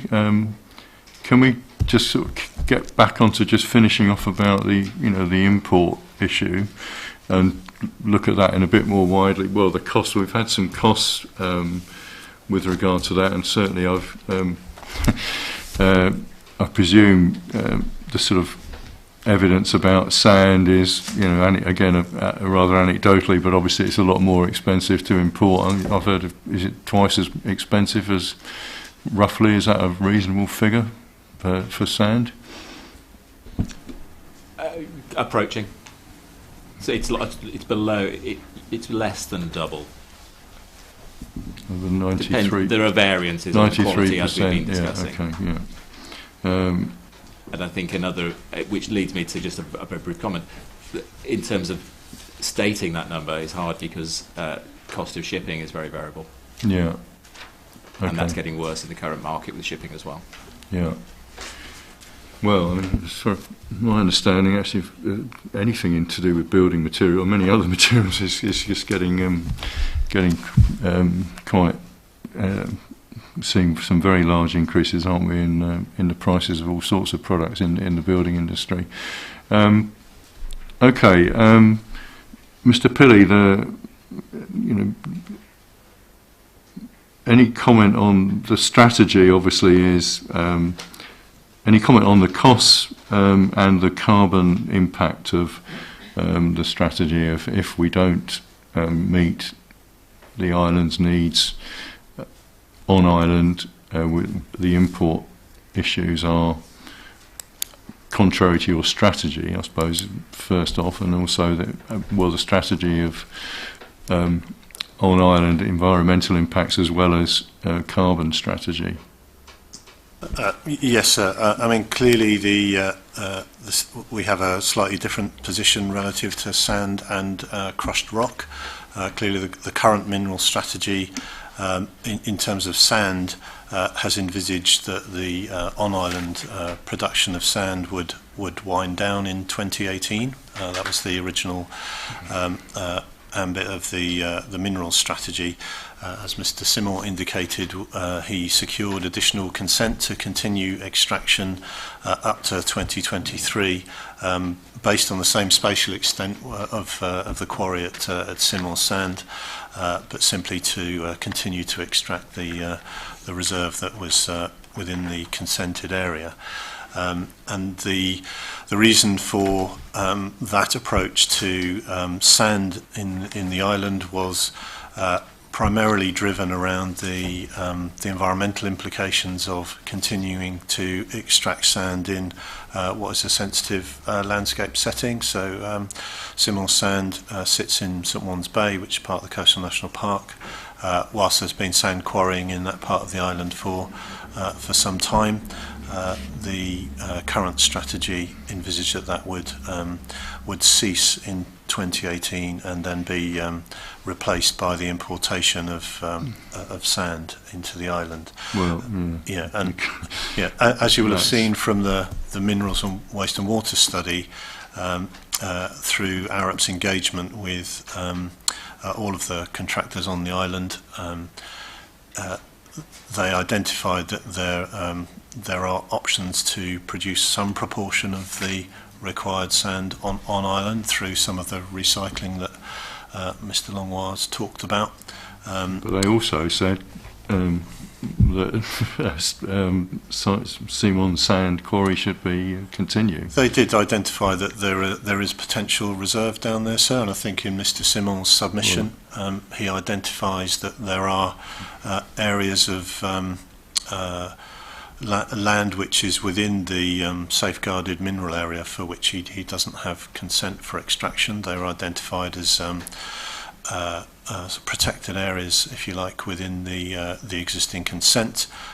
There's also sand reserve that's adjacent to the existing safeguarded area where sand exists, and I think this is one of these tensions, sir, between the environmental implications that you highlight in terms of the degree to which the implications of continued on-island extraction with the environmental implications that brings needs to be balanced with or considered against the wider environmental implications of importing some of the material and the implications that has in terms of carbon emissions. Well, while we're on it, perhaps we'll deal with this now and then go on to the environmental impact of the Giggleland Quarry extension. But what are your particular concerns about either further extraction within the existing area of the quarry or an extension of the sand quarry or an extension of it? I think essentially, sir, it's around the environmental impact of that work. Principally, it's landscape impact. Okay, so that's what I'm getting at. I mean, what particular? You know, is it a noise impact? Is it a landscape impact? Is it a water supply impact? Or I mean, that's been raised, but I gather that was to do with the firemen testing chemicals at the end of the runway or something. Yeah, there are a number of challenges related to Simon Sand, not in terms of continued extraction alone, but also in terms of its restoration. But I think in terms of continued extraction, so I think the concern is principally around the environmental implications of the landscape, the effect on the landscape. As I say, St Juan's Bay sits in the Coastal National Park. Yes, I have been there. Obviously, I haven't been on. It obviously didn't go on, but I know where the quarry is, and I've seen there. Okay, yeah. So I think that's the principal concerns. Obviously, associated with that are issues related to traffic and the operations, sir. But I would suggest that the principal planning impact would be around landscape impact. Okay, Mr. Simon, do you want to comment? It's your chance. We'll deal with this now, I think, maybe. I would. Well, the main landscape impact and obviously traffic's been raised. I've been there, but any comments on those issues to start off with? I would like to make the comments because Mr. Pilley is quite keen to point out that the sand quarry is in the national park. His minister has just given Rhone extension into the national park. That's going to have some impact on the character. Continuation at my site would not include a huge amount of additional impact. The site's been there for over a century, and the designation of the national park went on top in 10 years ago, I believe. Mm-hmm. And I don't seem to understand why there seems to be a difference in approach when dealing with the site of the sand quarry and those of other quarries, particularly when they have been given permission to extend into the national park. Well, I can go and look at. I've looked at the landscape impact. I could possibly even go back, but I can take that into account, and we could talk about that for some time. Any comment on the road access point that was made? As far as I'm aware, we've had no issues with traffic impact. The original environmental impact assessment from 2003 was carried out, and that determined that was not an issue. and since 2003 the demand for sand has reduced by about a third, so I expect that the traffic demand will have decreased by that amount as well. Yes, I mean, is it half of it goes to, is it both Granite and Rones, and then the other half is effectively retail, well, not retail, but wholesale customers on island builders? That's that right? correct, yes, that's correct. Yeah, okay. Yes, Mr. Deputy Morell. Thank you, sir.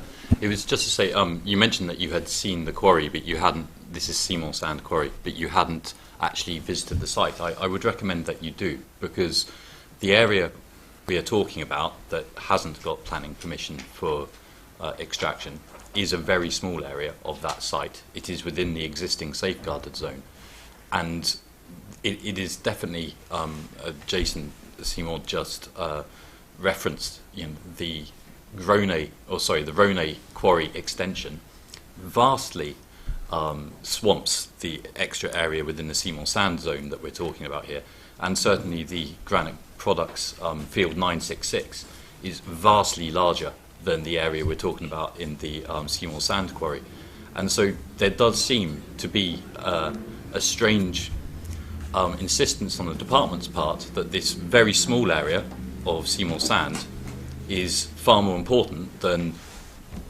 Field 966, Rue Berchevez, and also the planning consent that was given to Rone. And so I do recommend you visit the site and understand exactly what we're talking about here. Just wondering how on earth I'm going to do that. I could possibly do that this afternoon, maybe.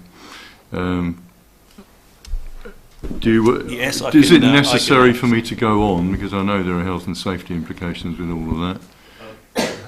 Not at the moment, because I'm not operating, so I can get you onto the site quite easily. Would I need to be accompanied by someone from the States? Well, we're happy to accompany you, sir, if you wish us to do so. Well, happy to do that. I've been asked to. I suppose.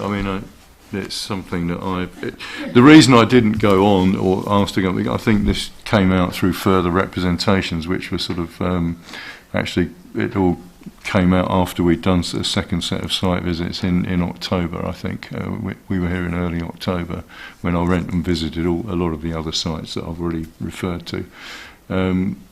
Yes, okay, the National Trust, you're going to say you don't like this idea, I assume. So I'm very happy for you to go and visit the site.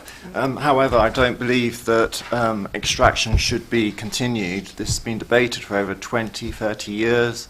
The previous report produced by the same consultants over Arup actually recommended that the quarry should be wound down, so it's interesting that they've had a complete change of heart in their new report. We have to consider the environmental impact. Duneland is an increasingly rare habitat. The UK is spending over £4 million and the European Union in major restoration programmes, and yet we're continuing to destroy our duneland to provide a mineral which, in essence, we are going to have to import. Whether we import it now or 10 years' time, it will happen. And in the meantime, we'll have destroyed habitat. So how can that be the right way to do things? So, I think we've talked about long-term, and the Minister wanting a long-term view. Well, the long-term view must be that we're going to have to import sand, so why on earth should we continue to destroy important habitats in the meantime? Okay, thank you. Can I just add one other thing, is that we have been waiting for a restoration plan and aftercare strategy for the current consent for over 7 years. No enforcement has been levied, the conditions have not been met, and it is an important element, is that if we are going to do extraction of minerals, it's incredibly important that restoration strategies and aftercare strategies are observed in order that we achieve a degree of mitigation once that mineral's been extracted. Okay, might or might not disagree. Well, probably, I might not disagree with you. Put it that way, but that's not what's before me, is it? Here, I mean, you know, in terms of unless you're saying to me that the policy as worded about mineral extraction doesn't provide for, you seem to be effective mitigation. You seem to be saying that the implementation of the policy is not being properly done. So we have commented on that in our submission, Yeah. and we have said that we feel it should be planning obligation agreements as opposed to planning conditions, because planning conditions don't have the legal weight that planning obligation agreements have. And given that these different, isn't it? Yes, given that these developments have such a significant impact, it's really important that we have the legal framework in place that we can ensure restoration takes place. Okay, point noted. Some other, Mr. Vibert, Deputy Constable Vibert. Thank you. No, very quick comment, and it's regarding traffic. The vehicles from Simor Sand, in one way or another, have to pass through our parish, and over the decades we've never ever received a complaint about any of the traffic from Simor Sand. I would say that that is peculiar, because in other instances we do receive complaints about traffic from businesses, but it's well managed, and we've never ever had any complaints from any of the operators going through into there, and that's all I have to say. Okay, thank you. Mr. Bowden from Jersey Water. Yeah, thank you. You mentioned about the water table before, so if you take a trip to Simon Sand extraction site, the water level that you will see in the extraction site is the St. Wands Bay aquifer. We currently use that for extraction, but extraction is heavily constrained by the effects of the runoff from the airport, which you mentioned earlier as well.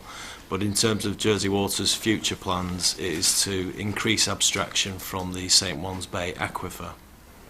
So any future use of the site, be that continued extraction or restoration, or indeed waste management at the site, would need to have a full understanding of the hydrogeology and the potential impacts on the water supply from the site. It's a very important site, both from all the reasons which have been mentioned and for the public water supply. Yes, but I mean, have the current operations at the quarry had any detrimental effect on the water supply there? Not In any direct way, no. It's the impact from the airport, which is located just to the east of the site, where the primary impacts are, but we constrain our abstraction from the boreholes which are closest to the site because of the plume of contaminated water which arises from the airport. Yeah, well, that's not really before us, is it, the airport, what happens at the airport. Okay, thank you for that. No, I think just to clarify, my comment was that the aquifer is part of the sand extraction site, so any future activity needs to bear that in mind. Yeah, but going back to the discussion we had briefly very earlier, do you see that as an overriding problem, or would it be something that just needs to be managed if the sand was to continue being extracted as it is at the moment? It depends on the future use of the site, be that extraction or restoration. Well, I'm only talking about extraction at the moment, not anything else, because that's what's been requested as a change to the plan, that the plan should say something different about the further extraction of quarry. Okay, thanks. The sand quarry. Has that covered everything, Mr. Simon? I would like to respond to some of the comments, if I may. Okay, and then I'll ask Mr. Pilley to respond, and then I think we can move on. Firstly,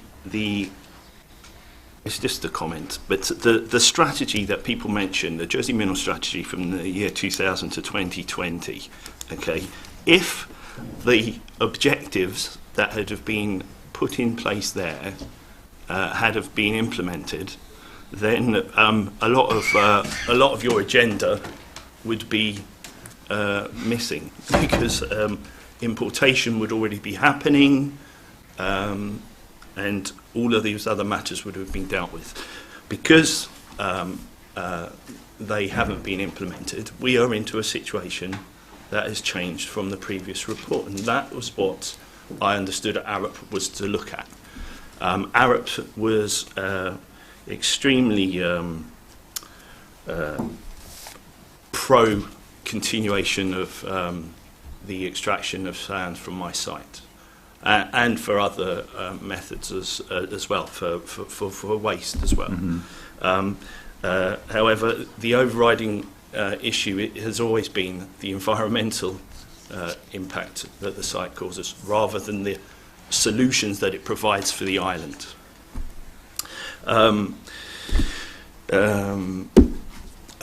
Mr.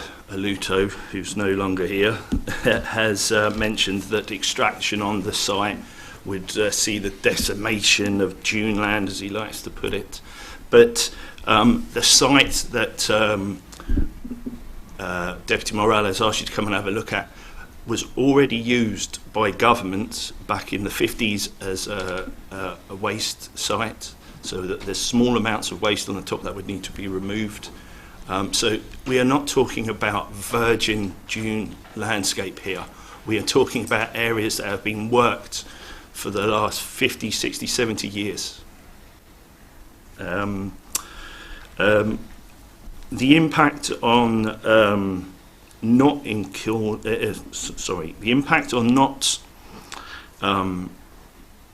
all the alternatives that are being suggested do not take into account, or haven't been taken into account in any of the sustainability appraisals at all, in my opinion. In fact, I've looked through the sustainability appraisal, and the word importation is mentioned once, and it doesn't include any of the environmental consequences of that importation. Okay. Okay, thank you. Is that it? Yeah, I think so. Oh no, just one thing on the water.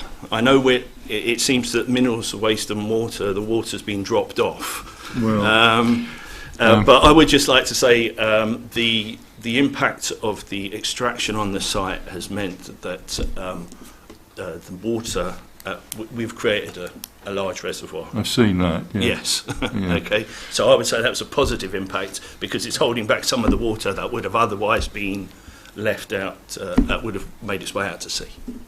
Okay. One last comment on this, Mr. Yeah, Brown. sorry, just to clarify, that's not created a reservoir, that is the water level in the aquifer.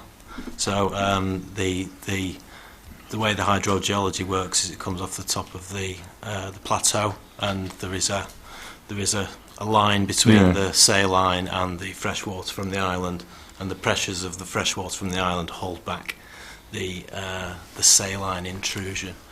But as I said, my point earlier was that any activity around the quarry could affect that water table. It is one complete body of water that extends up north into the St. Juan's Pond area and south towards the lower dune land. So think of it as one all-encompassing body of water. The point I'm making is that by removing sand from the aquifer, instead of having 80% sand and 20% water, you end up with 100% water. That's the point. All right. I don't think I've got the points about that. I think no one's really. Before I do want to try and conclude these environmental impacts. Is it possible, before I do that, is it possible for me to go and see that site on my own? I can let you in, then you can wander around. No, I just need to see the part that I've been asked to see. Was it you wanted me to look at where you want to extend to? No, it was Deputy Morel, but I mean, what's the concern that I might influence you somehow? Well, it's just Yes, there's some propriety in carrying out site visits that I'm not really supposed to take into account any representations about the merits of things on site, which I've tried to, as Mr Danger and Senator Moore and Mr Pilley will confirm it. I've tried to follow the normal protocols. Yes, Mr. You used the word chaperone, not me. I'd be delighted to accompany if that would help you and Mr Singh. Do you have any comments on what you'd have to? Are you in favour or of extending the sand quarry or not? Of interest. I am the parish representative of the Deputy for St Peter's, which is in the which the quarry sits. So are you for it? Or, well, yeah, that doesn't mean. Are you for it on the grounds that it would stop imports and there would be reduced carbon emissions if we allowed a further extension? I'll consider. I'll think about this over lunch, and we'll try and see how I can deal with it. I think there's probably a way I can go. Yeah, as I say, so we're happy to come on site if you wish to do so. That's not a problem. Okay. It might be that we need to meet there or something. Okay, let's move. I still haven't quite finished asking if anyone has any other comments about the whole issue of, in summary, about carbon emissions and the island strategy. Do you want to just set out anything about that? I mean, it's quite clear. Yeah, I'm happy to come back on that for some clarity, if that helps. Yes, okay.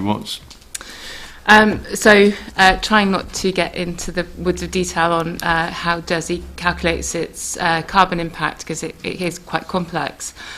There's a distinction to summarise between our Scope 1 carbon emissions, which are generated on island and which we report on as part of our carbon inventory. We report on that in a 2 years worth of arrears. We report annually, and a company called Ether supports us with that work. We also have our Scope 2 emissions, which we've spoken about, which is about imported energy supply, and we have Scope 3 emissions. Just speak a little bit slower, please, Sorry. so that everyone can follow you. I think you're... Scope 1 full emissions. Full of knowledge, but some of it might be... Scope 1 emissions we report on as part of our carbon neutral objectives. Scope 2 emissions are arising from our imported energy supply, and Scope 3 emissions relate to anything that we import into the island, and that includes its industrial processes that it undergoes, its transport, carbon impact, etc. We've spoken at length at other points in the inquiry about the difficulties of calculating Scope 3 carbon emissions, because you need to understand the source origin and have readily available data, which globally it's recognised, it's fragmented to say the least, but we I think globally, not just Jersey, are making great progress in having transparency on the origins and carbon impact of imported materials. So the question as to whether or not the on-island extraction, be it for sand or for other kind of quarrying activities, whether or not that will impact on Jersey's ability to become carbon neutral, it's not a straightforward answer, because strictly speaking, if you move your carbon impact off island, that actually improves our ability to say that we're carbon neutral. So that's quite an important factor. But of course, Jersey's strategy to become carbon neutral says that we want to take a more holistic strategic approach to reducing all of our carbon emissions, which is obviously the eminently sensible thing to do. It's not just about looking good on paper. It's about making sure that we are doing the right thing across the world. So we don't actually have our own locally produced data, but the best available to us is a report that was published earlier this year, undertaken by Guernsey's government, as they were going through very similar deliberations about whether or not to import aggregates or to increase their on-island extraction. So we've had this... And that's Mr. Danger has referred to that as well, but I did actually look at that last night, but it doesn't really come up with any clear formula, but you want to just try and summarise... So I can probably point you to page 9 is the easiest table to refer to. So that, I mean, it relates to the scenarios that they're looking at, but broadly speaking, on-island extraction of aggregates is anywhere between 4.92 to 5.16 of kiloton CO2 equivalent, which is how you measure carbon emissions. And off-island supply, so that's importation, equates to 23.55 kilotons carbon emissions equivalent. So that is a very, very significant increase in the carbon impact arising from importation. As I said, that's reflective of, a lot of our material coming from, a variety of sources. It could be the UK, it could be China, which has a significant and variable carbon impact, but that, through Ether, who are specialists in this area, that is their best estimation of the overall impact of carbon for importation. The point to recognise on the on-island supply is that it's variable dependent on your rate of recycling. So we've spoken about earlier in the week about the embodied carbon of existing buildings and how to reduce the overall carbon impact we want to see the increased recycling of that material. Again, embodied carbon is an emerging kind of data set area, but there are some very some advancing tools that we have available to us now to be able to calculate embodied carbon. So the principles really are that you can look at it one way or another as to whether or not importation is going to help Jersey to achieve its objectives to become carbon neutral. Moving off island says we will. Keeping on island means we have to do something about managing the emissions that it creates. Yes, but so what's the headline point is, though, that the emissions are lower overall if taking into account the off-island emissions through production on island. Overall carbon emissions are lower on island extraction, and to manage that, in order to become carbon neutral as an island, we have to introduce other measures to depress the carbon impact. So that is increased rates of recycling, retention of existing buildings. Right, okay, yes, comments, but yes, Deputy Morell. Yes, sorry, really it's a question, sir. So I haven't read that report, and I do apologise, the Guernsey report, but it clearly can't take into account that at field 966, that is a field which is currently extracting carbon from the atmosphere, that extension to the safeguard area would also remove, I think actually my wife counted these, I think it was something like 111 trees which are currently extracting carbon from the atmosphere.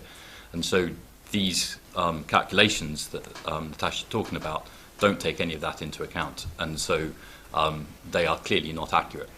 I would also ask, because we have talked about changing construction methods, and obviously there is a reliance on concrete at the moment, and we have learned that there is a lot of concrete mixing going on at Jigland Quarry. Obviously, if you reduce the amount of concrete that is going into building, then you reduce the amount of concrete creation in Jersey as well, which would also reduce the carbon emissions on island. So the essence of all of this is the massive uncertainty around this safeguarding area on field 966. Well, that's true, but then so then you'd have to import wood. So then, what are the carbon costs of importing wood and the cost of cutting down the trees in Scandinavia or wherever they come from, or whatever. So I mean, it's. This is correct, but that's why we need 3 years to work these things out, because they haven't been undertaken by the government. Right, okay. Mr. Danger, I've made a note of the comments. I said we could discuss this for a long, long time, but I'm not sure we would come to many definitive answers. But Mr. Danger, would you like to make one comment on this? Thank you, sir. The States refers to the Aether report, which, of course, Guernsey is a matter for now. Their quarry is pretty much run out at Rhône, I think it's Les Vardes. The matter we're considering for imports is more in the future. We're not running out now. And if you look at the Aether report, it specifically says that certain variables went in there, and one of them was that for 15 years it was assumed that the shipping would be fossil fuel based. So there's no allowance there, sir, for changes into shipping. And we know that, for example, Maersk, they're moving their container ships to non-fossil fuel. I believe it's hydrogen. The chemistry escapes me. We know that Costain in London now is removing all their rubble to create secondary aggregates onto barges that are not fossil fuel, and that's happening now. So I think to make the connection between a need that Guernsey has pretty much now and what what the shipping is now to the future is a big leap, sir, and doesn't take into account what is likely to happen. And indeed, so one of the other points about that AETHA report is it assumes that the ships come from the UK, specifically Tynemouth, Plymouth and Swansea. What it doesn't consider, sir, is France. And I know that there are a lot of tensions at the moment. There's tensions everywhere with forecasting, whether it be COVID, Brexit, whatever. But our relationships with France have generally been pretty good, sir. And that west coast of France must be an untapped source of trade for Jersey and opportunities. And we have time to look at that. And it hasn't been considered. Indeed, I tried to do a word search to see whether France came up in the island plan, and forgive me if I've got this wrong, but I don't think it does. But it was considered in the previous island plan as a possibility, as a destination to source aggregate. So, if I may, sir, I think the comparison with the AETHA report is we have to compare apples with apples here. Guernsey's need is now, ours in the future. Well, that's okay. I've taken your point. Thank you, sir. Other people might, yes, Mr. I'll go around the table and then move on, I think. Yes, Mr. Johnson again. Sorry, Deputy Johnson. Yes, without wishing to repeat what Deputy Morales said, I mean, he made to mention that he and I are members of what is called a carbon neutral steering group, which has been working hard over the last few weeks. And just produced a report. You just produced a report. Yes, that's right. About 3 weeks ago. There is clearly going to be emphasis in what we report and what the State Assembly will be asked to prove in due course on the building materials element. I mean, concrete is a highly carbon producing product, and even the construction industry itself are looking to import because they haven't got the construction workers here and can't cope without importing.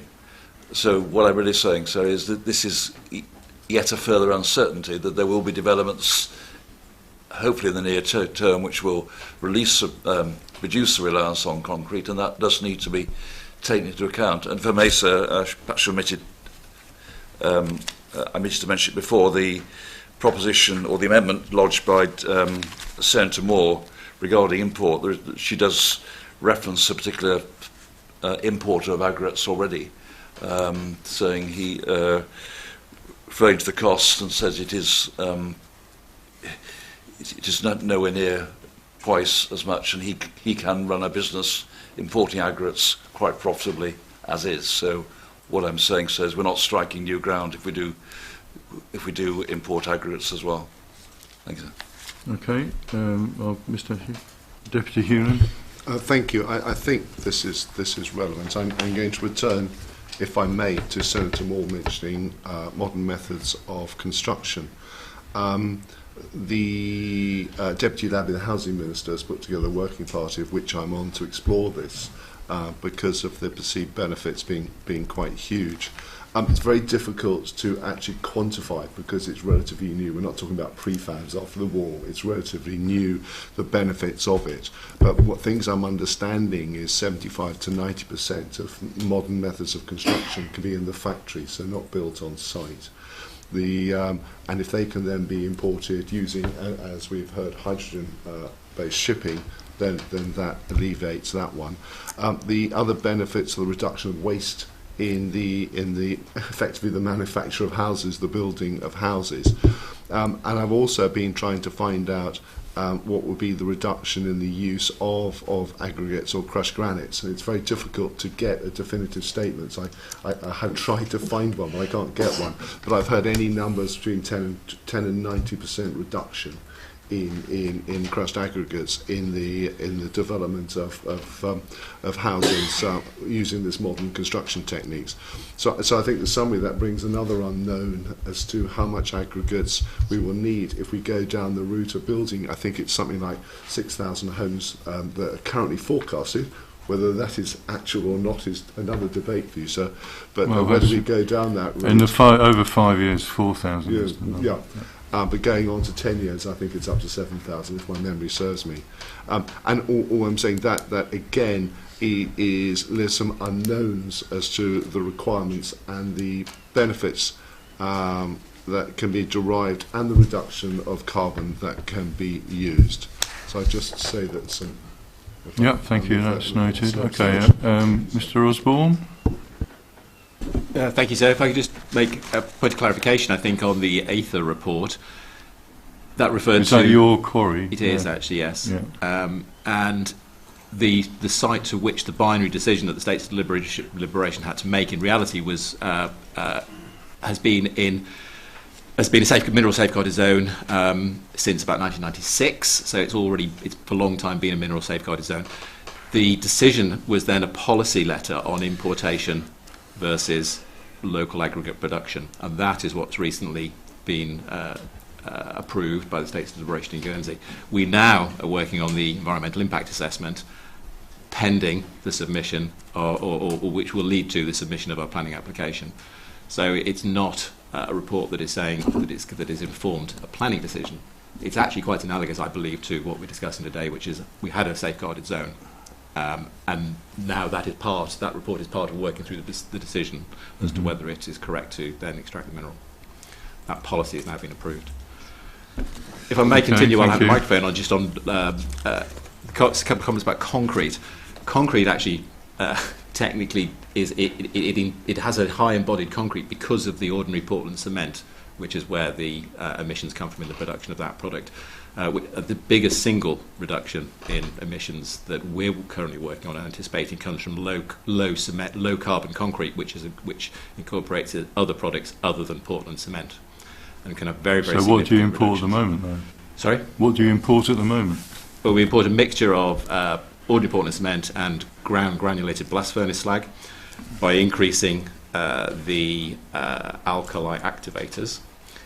We can increase the amount of ground granulated blast furnace slag in concrete. So reducing the carbon in concrete will have a very, very significant impact while still using concrete and still requiring the aggregates. Okay. Another new construction method, I suppose. Exactly. Okay, Mr. Which of you have...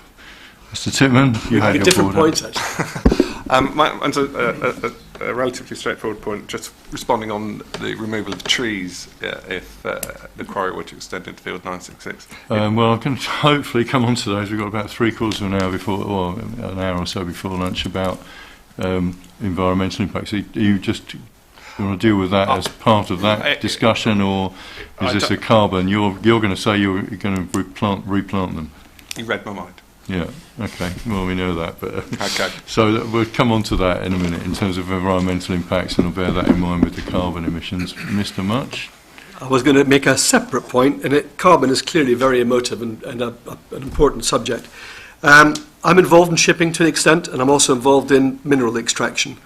And we are working on carbon reduction on shipping, and we're also working in parallel with that in carbon reduction in the extractive industry. They're both moving down in parallel. Everybody is having to move down. And, so every quarry and every site we've got targets. One of the other issues and it's really to pick up on the point that you made earlier on, is when we look at construction and alternatives, we've got to look at not only the embedded carbon in the products being used, but the whole life carbon relating to that building with regards to heating, cooling, and as Mr. Longware picked up earlier on, the ability to recycle the building at the end of life as well. So looking at the total carbon of the building as well as the embedded carbon in the products is also an important consideration. And I totally endorse what you're saying on low carbon cements. We are working on a lot of low carbon cements as one of the key drivers for driving carbon out of concrete.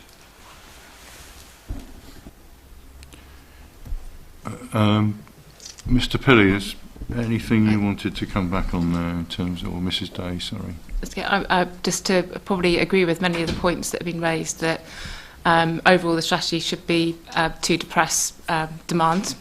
So we've talked very objectively about historic demand and supply and securing a long-term availability. But as Mr. Pelly said at the beginning, that is a policy-off assumption that has to be made at this stage. The reality is there are a number of other policy levers that will act on this situation in the future, and that is things like, increased uptake of modern methods of construction. I can say that the Minister for the Environment is working with the Minister for Housing at the moment on a modern methods of construction board to see how government might actually intervene to encourage uptake, considering that actually it should normally be a market-driven behaviour to innovate.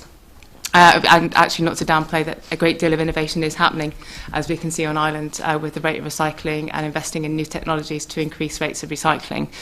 So it's a natural transition that's happening, but also a transition that the government is seeking to continually nudge forward, not only through its policies outside of the bridging plan, but also its policies within the plan, policies that take into account whole life carbon impact of buildings from cradle to grave. And like I said, that will enable us to kind of recalibrate our kind of future projected demands calculations once we know a bit more about the success of those policies. But at this moment in time, it has to be a policy-off assumption. Yes, okay. I think that wraps it up with one perhaps qualification. Do you want to... You seem to be saying, well, okay, things are moving, you're doing the best you can to sort of really look seriously at carbon reduction. The argument has been put that really, in the light of that and the current uncertainties, we really should not necessarily commit ourselves to another on-island quarrying of crushed minerals. Any comment on that?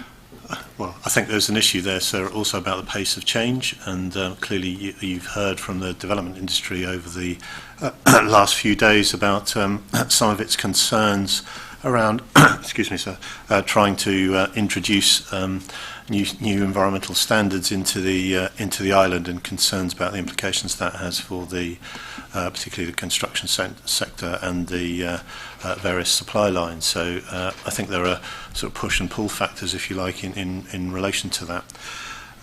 If I may, sir, there were also some other points that I just wanted to pick up that have been raised earlier, if you're happy for me to yes, to do so. and then I'm going to move on to the environmental impact point, and hope we can discuss that. Yeah, okay. So firstly, just to pick up on the point made by Deputy Johnson about the need for a safeguarding policy, because we have other policy that applies in the countryside. Clearly, we have a plan-led system in the island, so which is why we're debating the island plan, and planning decisions need to be made having regard to that as a primary material consideration. So it's important that if we are looking to plan for our future minerals, that we have appropriate policy provision in the plan, rather than just relying on other more general forms of policy to regulate development in the countryside. So, Deputy Morell raised the issue about different activity potentially being undertaken in different quarries with different landscape context. Clearly, as an experienced member of the planning committee, he will be aware that we do treat sites on their own individual merits, having regard to their individual contexts. And in addition to that, clearly, whilst Deputy Morell may have had regard to policies in the plan relating to different forms of development, it's important that the specifics of the policy intent are taken into account. So if it's a safeguarding policy, sir, that needs to be given the weight that a safeguarding policy would have, as opposed to other policies which might actually make an allocation and effectively confer a principle of consent on those sites. Yeah, okay, but we've had arguments about that, haven't we? So, just wanted to make that point. Just picking up on the issue of traffic in relation to the Simon Sand site, just by way of clarification, I wasn't suggesting, sir, in my comments that there's inadequate capacity or inadequate road road connections. It was simply just making the point that clearly if there's no longer any extractive industry in St Wand's Bay, then the associated traffic implications would not be there either, sir. And lastly, just to pick up on the point raised by Mr Aluto around planning obligation agreements, clearly we would seek to use those to regulate restoration requirements. That probably wasn't at all available to us in the days of the original consents at Sim on Sand, for example, sir. No, but, well, okay, so are you thinking about any rewording of the policy then to I think the policy take that already into makes account, or does that reference cover to that sir. already? Let's I think just so. check. Sorry? I think it does, sir. Well, just, yeah, comprehensive after-site use restoration plan. Or, it does say right at the very bottom words, yes, conditions or agreements is covered. Okay. I'm closing that one down now. I mean, I've got lots of information. I've heard all you say. I'm now going to just hopefully discuss the environmental impacts that have been raised. Now, clearly, there's a balancing. We've talked about the principles issue.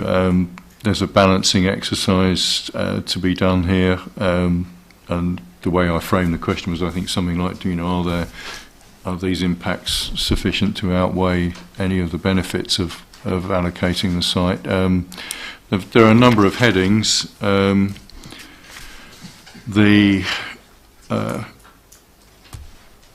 to think of how to deal with some of these. I think, the landscaping, I've been to the site and I've seen the field itself from different points.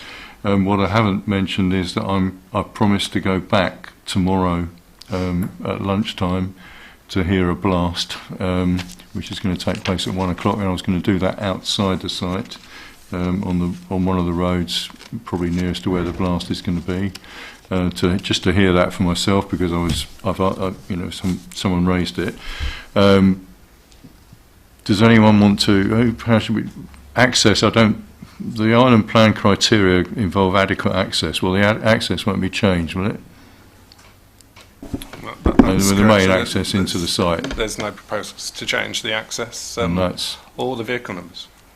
No, okay. That's from my point of view. Does anyone want to raise an issue about that? Yes. Oh, yes. Steve Wilson, Concerned Islander. Yes. I live next door to POMI 966. Use your microphone. Yes, please put the microphone on. There you go. Yeah, whereabouts are you, Mr. On the Wilson? eastern border. So I invite you to my house tomorrow, 1 o'clock, and you can feel the blast, like I do every Friday. I'll stand outside it if you want. Just give me your address. Yeah, or give it to the programme officer. Yeah, sure. Okay, no yes. Frankly, for me, this is tied to the Rue Bechevet issue as well. The loss or the extinguishment of that road next door is a big loss to the area. There's a very popular cycling route, walking route, with lots of tourists and joggers and other people around on that road too. I don't think the proposal is to extinguish it, it's to move it to the south, along to the southern boundary of the site. Would that mean, that's a question I had for you, Mr. Titman. Is it going to just go along the boundary of the southern boundary of the site and then back onto Rue Bechevet? Is that the proposal? Because you haven't got access. You can't. You haven't got. You don't own the adjoining field to the east, do you? No. So it's to go along the southern boundary and then the eastern boundary. Yeah. So instead of the route cutting through, it goes around the boundary. So it increases the length of. So it'd be yes. a less convenient route. Obviously. With the loss. You've got to go round rather than just straight across, but. But you have if it's an enjoyable route to walk, you have a longer route to walk. Okay, well that's a comment. Right, yes. Well, yeah, but there's a big loss of trees with that change of road too. So there are 111 mature trees that are there. Yes, I've seen those and I've been along there. Yeah. That's the that's obviously a factor to be taken into account, and with there's the carbon issue. Your proposal is for your high level mitigation that you've put forward so far is for a 3 metre bund and planting along the east and west boundaries and a 5 metre bund along the southern boundary, is that right? That's correct, yes. Yeah. Do you have any comments on that? No, but it just affects the natural habitat that's already established in that area. That would have to be recreated over decades. And loss of biodiversity. The other concerns raised were sort of noise and dust that you did you put that in your submission, I think? Yes, I have. Yeah. So there is noise. I mean, one of the big factors for us is that noise today, there is no policy or standard that regulates noise that we're aware of. So, we put up with it, we live with it, but we're very, very close to that blast site.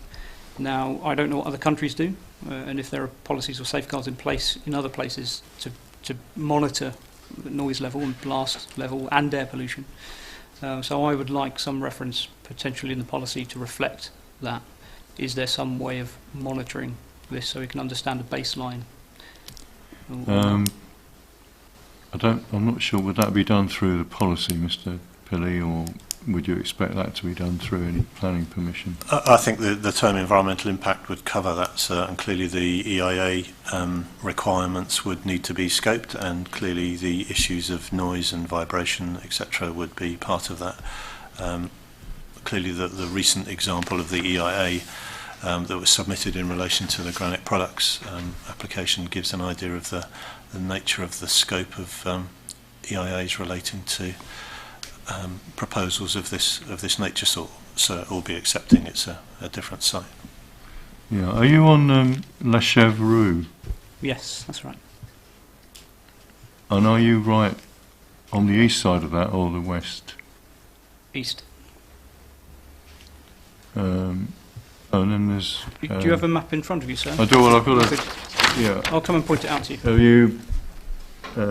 are you here?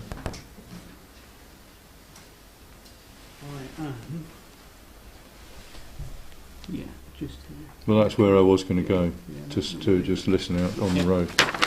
Okay, thank you.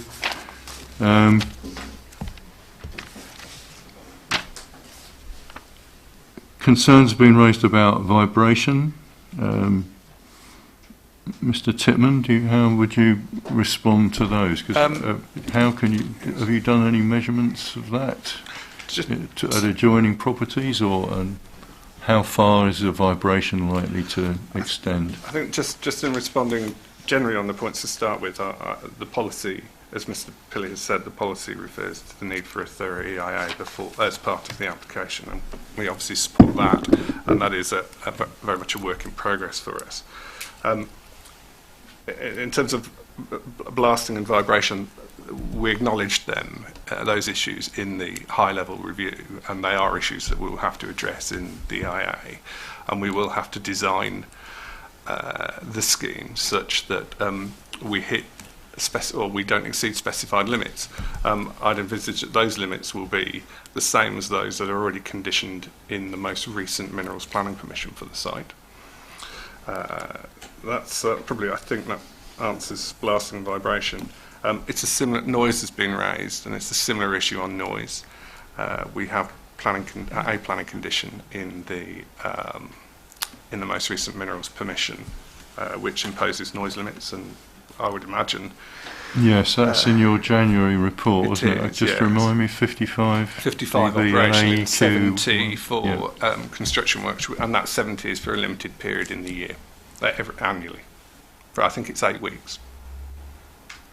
And then the final point that's been raised. Okay, yeah. Sorry. I'll just make a note of. I've read that, but I'll just. There's a 55 limit, and there's a 70 limit, and really sort of noise. The 70 limit recognises that you have to build mitigation to get to your 55 level, and to build that mitigation, you will inevitably generate more noise, but it limits the timescale over which you can have that high, you can work to that high noise limit. Yes. Building the bunch. Yeah, which was okay. built in the bunch, absolutely. Yeah. And just on ecology, which is another point that's been raised, we don't consider there's anything, if you like, unique or high value in ecological terms in the vegetation that we'll have to remove to extend into Field 966. And as you've already said, we will replant or plant additional trees around the boundary of our Field 966. Well, I can imagine with the field itself, I don't think anyone's actually raised agricultural land value as an issue, have they? But it's arable field, isn't it? I seem to remember. I think it was I can't raised. remember I what think it was when I went, I think. Yeah, I think don't it was know. raised in representation, so I think we cover that in our response. Ecology, though, I mean, presumably some of you might have comments about that. I mean, there will be loss of trees because obviously and you're losing mature trees and replacing them with trees that are going to take many years to grow to that sort of height. I mean, have you done any ecological surveys of what there is in the trees? Ecological and the surveys have been carried out the site for many years as we've prepared and submitted other planning applications, and we did look briefly at the ecology based on those historic surveys as part of the high-level review. And we are doing further ecological surveys, some of which are seasonally restricted, so can't be concluded until the spring. But if you like, the ecological view is there will be no unacceptable impacts as a result of the development. There's nothing the impact, the vegetation and the ecology, if you like, on the southern boundary of the existing quarry is not unique in Jersey, and there's nothing in there that we're overly concerned with. Okay, well, people might have comments about that. Would you like to comment on those environmental aspects, connectable viaducts? Thank you, and I would say that I have actually put together material from comments I've received from parishioners, which is mainly environmental, and I'd like to speak now because I actually have to leave at 1 o'clock to go for a hospital appointment with my wife this afternoon. So well, thank you for allowing me to talk now. Hopefully we've got time. Yes. Have you got to leave at 1? I must leave at 1, okay. Yes. Yeah. Right. I would say firstly, there was an expectation from parishioners and those neighbouring the quarry that it would cease to operate when the current reserves were exhausted and the area would be put to an alternative use. The extension into field MY966 would mean that a larger number of properties would now be subject to the noise and vibration, and I think that's important that we're moving closer to properties in St Peter where the impact perhaps isn't as noticeable now. The site had been, and this was the expectation of neighbouring parishioners, that the site would be used for recycling once the reserves were exhausted, and almost as confirmation of that, a foot and cycle path had been constructed along the length of St Peter's Valley to make the area safer in anticipation of traffic volumes that would increase as material was brought to the site for recycling. So there was very much an expectation it was coming to an end. So residents had accepted... The recycling is, that's still going to continue. Yeah. But so will the quarrying now. So, the situation is very different to that they'd anticipated.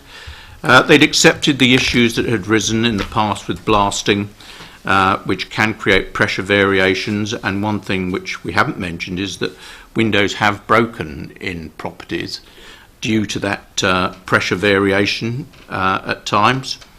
And they accepted this in the belief, as I've said, that the reserves would run out in the next 10 years.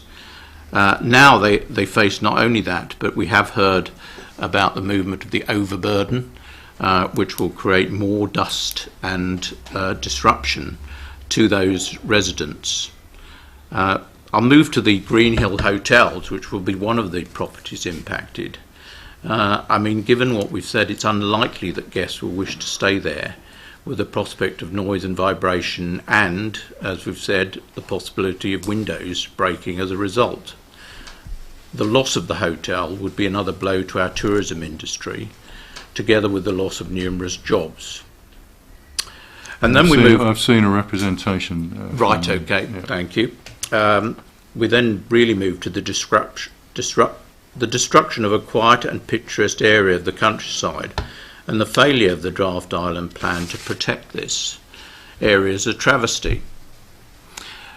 Both guests and islanders have enjoyed the circular route around Rue Berchevets, and yes, the road would be relocated, but what they would see would be very different. The current hedges support all sorts of wildlife. Some of those would be destroyed, trees would be lost, and I know that's areas that have been covered. Finally, we must also consider what potential health hazards could result from moving the quarry closer to houses and businesses. I am not aware that there have ever been any assessments of the public health effects of the quarrying in the area on the local community, particularly with respect to the effects of dust and pollution, and silica is a potential killer.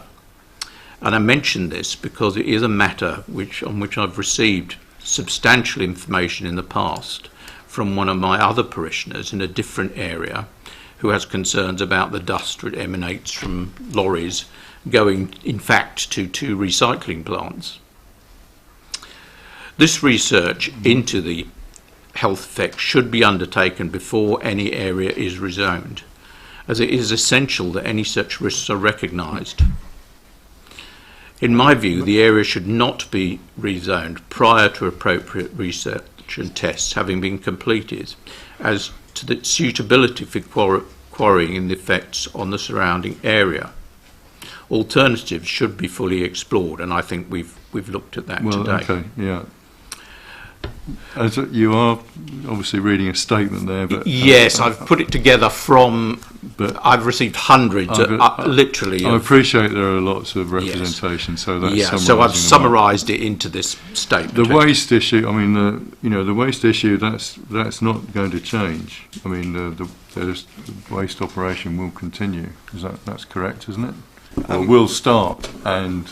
Yes, that's the intention, sir. And continue in accordance with, because that's already been permitted. Yes, and to pick up on the traffic point that's related to the waste point, the highway improvement works, or the cycleway that was installed, was to address the impact of both waste and mineral traffic. Yeah, we're not increasing mineral traffic. Well, I'm aware of that, so that's there. Okay, have you? I think that what I'm really saying is I, from what I've heard, don't believe we have sufficient data for a decision to be made on this. Clearly, that's in your remit. As a lot of what we've actually heard is based on assumptions and not data. Right. Okay. And I finish it there because I've made a note of that point already. Okay, Deputy. Thank you. Johnson. Yes, thanks, sir. Just as the Constable represents the interests of the parishioners of St Peter, so do I of those of St Mary, and I will not rehearse all that he's gone through. But I start off with his initial point, which is simply that the residents of the area have believed that at the expiry of the present licence, it will be returned to its natural state. And in fact, when I moved to the area, and I live only about half a mile as the seagull flies from it, I objected to the extension some 30 years ago, and I seem to recall having received assurances that would be the last extension there was. And those who have joined the area more recently, I think one, like a neighbour of the previous speaker, moved there only 2 years ago, would I'm sure bought that house in expectation that there will be no additional quarrying, let alone being brought nearer. And if I may go back to the reference to, I think you said there's no extinguishment of roads, but if a road no, I didn't say that. I said it's going to be diverted. I mean, actually, where it is at the moment would be extinguished. A road will be extinguished. It has to be extinguished. That's right. And moved. I think that's the way it works, but anyway. Yes, it might be different on Jersey. Some things are. It would be Yes, so that will be extinguished, and that particular road is a safe road, an ambient road, if that's the right word. People walk down it with their dogs, they cycle down it. And I understand what you mean. Yeah. Yep. Okay. And I would be interested to know whether it's being talked about replacing the road with one running along another boundary, which is going to be longer. I'd like to know what dialogue has been had with the Roads Committee of St Mary, if that's to be a public road, because it will be maintainable at their expense. But going back to the basics, and I take note of what the previous gentleman said, there were houses near the new quarry as extended. They will suffer from dust, noise, and everything goes with it. But there's a greater impact which can't be explained away by ecology assessments, which is that what is now an agricultural field will be replaced by a big hole. And yes, I appreciate there will be the boundaries will be masked with I can't remember the name, bunkers or whatever it is. Buns, sorry. buns and planting, yes. But that is hardly an aesthetic environment in which to live, or to walk, or to cycle. It changes the nature of the whole environment by this extension. I do find, on a more general point, I do find it, shall I say, curious that our parish has sought to increase housing in the area. The constable put in 2 amendments to the island plan, and they were rejected because of environmental considerations. And I do find that sits ill with the prospect of 2 relatively small strips of land being not allowed for housing, because it's going to impact on the green space. I'm not saying I agree with it, that they shouldn't invent, but if that cannot be accepted for environmental reasons, how on earth can a major agricultural field, much greater size, be accepted? And I say well, Mr. Pilley might want to comment on that. I mean, I suppose there are different uses and different needs, I suppose, and different, yes, there's a different balance to be made, I suppose. Main point I'm not commenting on the housing or whatsoever. I'm not dealing with that area, actually. Okay, I accept that, sir, but the main impact is on the whole area, as agricultural rural area, having a quarry. I understand. I've been there, and I've been there more than once, actually. Yeah. So that is it, and I am also concerned about increased traffic in the area as well. It's a narrow road. It may be the intention to produce, or for traffic to approach the site from not down Lasherve route by past the National Trust, but during the initial phase when they are building the new boundaries, there's bound to be increased traffic, which will be impact on the neighbours and impact on not just local residents, because they, amongst the emails I've had, a lot come from other areas of the island who come to this area to walk at weekends, and it will be a loss of amenity value to a large sector of the public. Thank you, sir. Okay, thank you. I'm just checking my list here, but there's one other issue I want to raise. But before I do, yes, sorry, I can't see your name again, Mr. Gray, yes. Thank you, sir. I represent the Seymour Hotel Group, who own Green Hills Hotel, already referred to. My main point would simply to try and request that when you're talking about environmental impacts, because a lot of the points made have been about how it will look, the scenery of it. But of course, in the modern day, and it's illustrated very well by the Google Maps or similar that you're referring to, it's also the overhead that is important. And for our hotel, when somebody wants to go and visit it, they'll look it up on Google Maps. And should planning permission be granted, they'll see an open cast mine right on our doorstep. And so that will have a huge environmental impact on the hotel. The second point I'd like to make is really just to try and counter any belief that say, well, yeah, you own the hotel, you would be saying this anyway. First of all, the importance of the hotel within the industry is confirmed by the submission of Visit Jersey. And secondly, we have direct experience within the group of when industrialisation moves too close to a tourist venue. And this happened with one of our hotels at Abde Par when land was reclaimed and a waste from energy plant was installed in the 1990s. We had to close that hotel because visitors stopped coming. And I don't see any reason why this would be any different. Okay, thank you. Just Mr. Pittman or Mr. Much, traffic. I mean, the traffic would be broadly similar, wouldn't it? Unless you're planning to increase production. I thought it just means that the traffic impacts carry on for much longer into the future. That's the same. We're not proposing to increase traffic numbers. Yeah. Okay, Mr. Longlois. Yes, just referring to the waste going to the site. Obviously, that would have an increase on the traffic, and I just wondered if GP could explain, because obviously a few things have been said, and I know previously from I've been at the Collett for 16 years. In 2018, GP were meant to take over the recycling, and I believe, hearing your comments this morning, they still are likely to at some stage.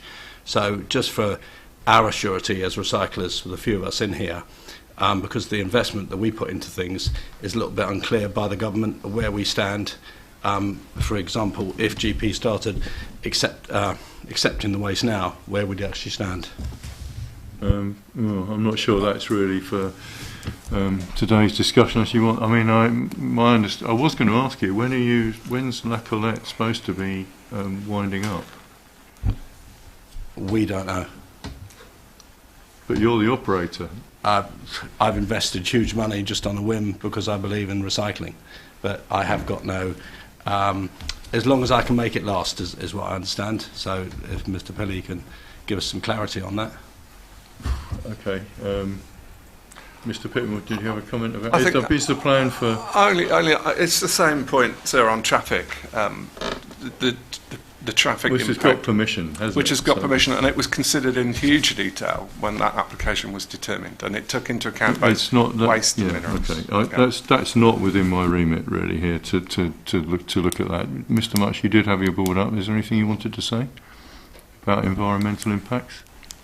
Environmental impacts, you're going to pick up. Well, I can do. I mean, we've obviously made submissions on environmental impacts, and I won't repeat them. Well, is there anything you've heard in Constable Vibert's submission or Mr. Deputy Johnson's submissions that you think isn't covered in your own submissions, which I've read? No, and certainly would all be addressed in the EIA, which the policy considers or addresses or states should be prepared and included in any application for planning permission. Okay, Mr. Much? Yes, sir. I wanted to pick up on the point that's been raised a couple of times on the development and phasing of mineral extraction. And we've got a plan-led system here, and it looks at need. And in mineral deposits, you don't grant permission for all of the mineral in a quarry at the beginning of its life. You look at the need as it progresses, and it's effectively a phased development where you, through the planning system, will give the next extension, etc., based on demand. Now, one of the advantages of that is it makes sure that every time the next phase is coming along, that the best practice linked to EIA is administered on making that decision. Because if you make the decision initially, right at the beginning, it becomes outdated. So quarries develop in phases. I don't understand why there was not an expectation of continued phases in this quarry, as it's been developed through a number of phases across many years. So phasing is normal in quarry development. Okay, thank you. Right, Mr. Darge, I'll give you one last comment, and then I'm going to ask Mr. Pilley if he wants to sum up. Thank you, sir. Swift one on expectation of residents. We've had no... Well, I think that was a point that was just made, sir. It is. That we've had no contact. The quarry has never reached out to us. It's never spoken to us on these issues. I have no idea what the dust pollution is where I live or where the Green Hills is from the current operations. I mean, we have no contact. I can't comment on that. I mean, we've had this before with other matters. So Thank you, sir. I'm not really Thank you, sir. shutting you down without precedent there, because, I mean, the consultation process is the consultation process. That's why we're here. I mean, I've come along here to listen to it all, and we've got to come away and try and make some considered deliberations about it. And I think I'm just going to ask Mr. Pilley to... We've had... there was one other issue that hasn't been raised by anyone else, which something that... about the groundwater, Jersey Water, Mr. Bowden. Was there any issue from your point of view here about potential effect on groundwater? I think in Mr. Titman's report there was something about a pond being affected, and I wasn't quite sure what that was about.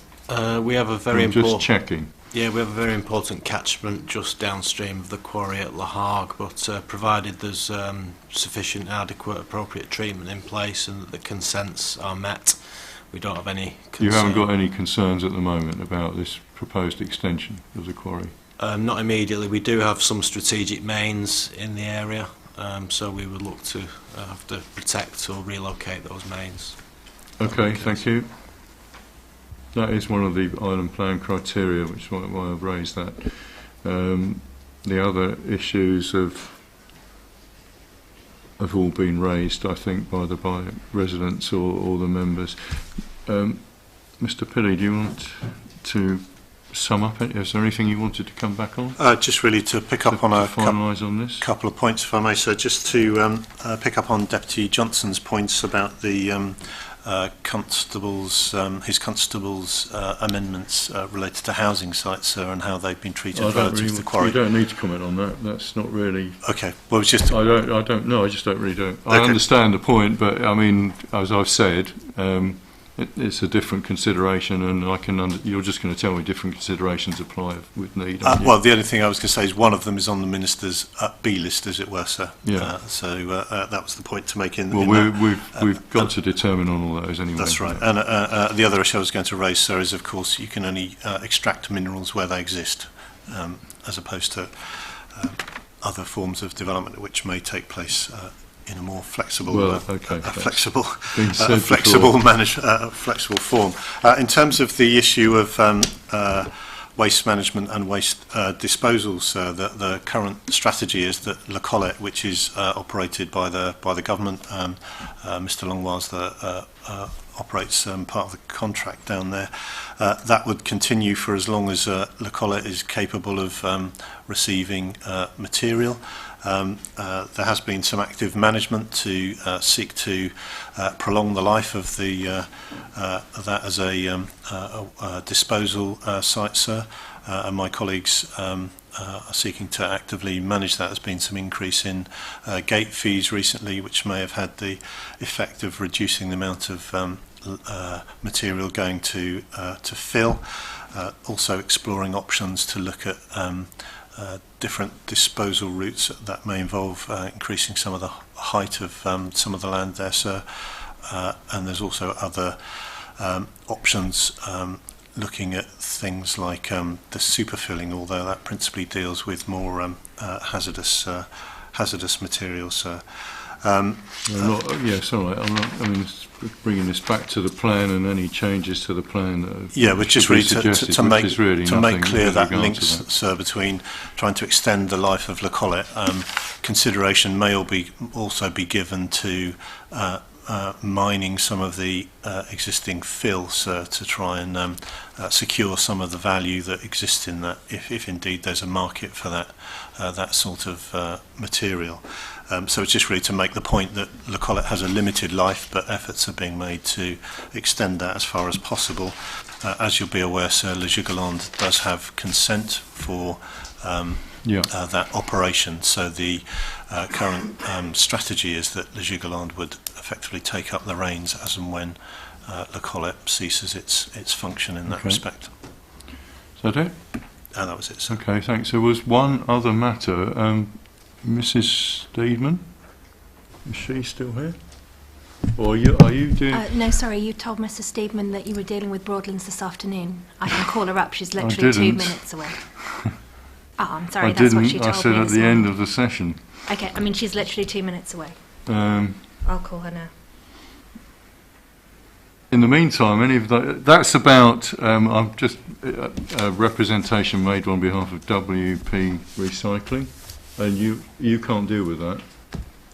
I could probably deal with it, sir. Oh, okay. Are you... Wayne Lamarck on WP Recycling. What's your name, sorry? Wayne Lamarck on WP Recycling. Okay. Just hold fire, Smith. I mean, I was going to ask Mrs. Stephen. This hopefully won't take very long, and you'll be able to get to your appointment. Hopefully, a couple of minutes. It didn't seem. I read your representation, but I'm not. I wasn't sure what you were seeking in terms of change to the plan with regard to your site, if anything at all. Do I have to push the mic here? You do, yes. Yes, thank you, sir. In the absence of Mrs. Steedman, I'll answer your question. Primarily, we are a recycling plant, and between myself and Alan Longwell, we make up 95% of the recycling of the island. The plan we had approved by the Planning Department in 2008 allowed us an area which was past Field 712 and Field 715 for storage of materials in a temporary nature. The way recycling has gone on, the percentages and the efficiencies we've actually achieved means that we use our areas to capacity, and basically it was more to regularise the area of Field 715 into a more permanent nature so that we can continue the good works of recycling for the island, which we all appreciate are important.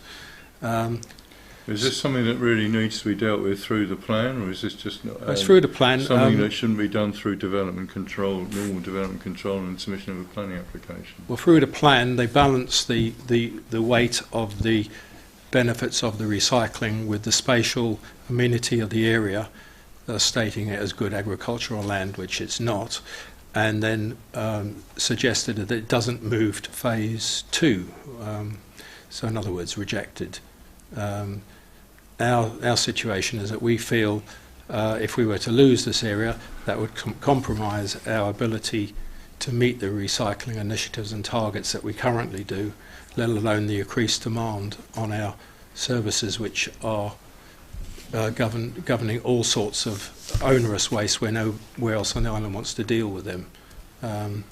So we feel that we ask you to look at this situation again, that it should be considered as being safeguarded Field 715 as well for continued storage of materials accompanying our waste operational area. Okay, I'll make a note of that. Have you responded to this point in one of any of your state's representations? Or? I'm sure we have, sir. I would just make the point that I'm not sure we've responded specifically to the notion of the use of Field 715, sir. I think what I would say is that the policy provision in the plan, in the draft plan, recognises the significance of waste management sites to relative to their contribution to overall supply of aggregates to the island, and seeks Mr. to. Lamarck's site is in the plan. That's exactly right, sir. So we seek to identify and to safeguard those sites for that particular purpose, sir. But if it's an issue of detail, as you suggest, sir, it might be that it's more appropriately dealt with as a planning application within the context of the policy framework that's provided by the plan to safeguard that use. Yes, okay.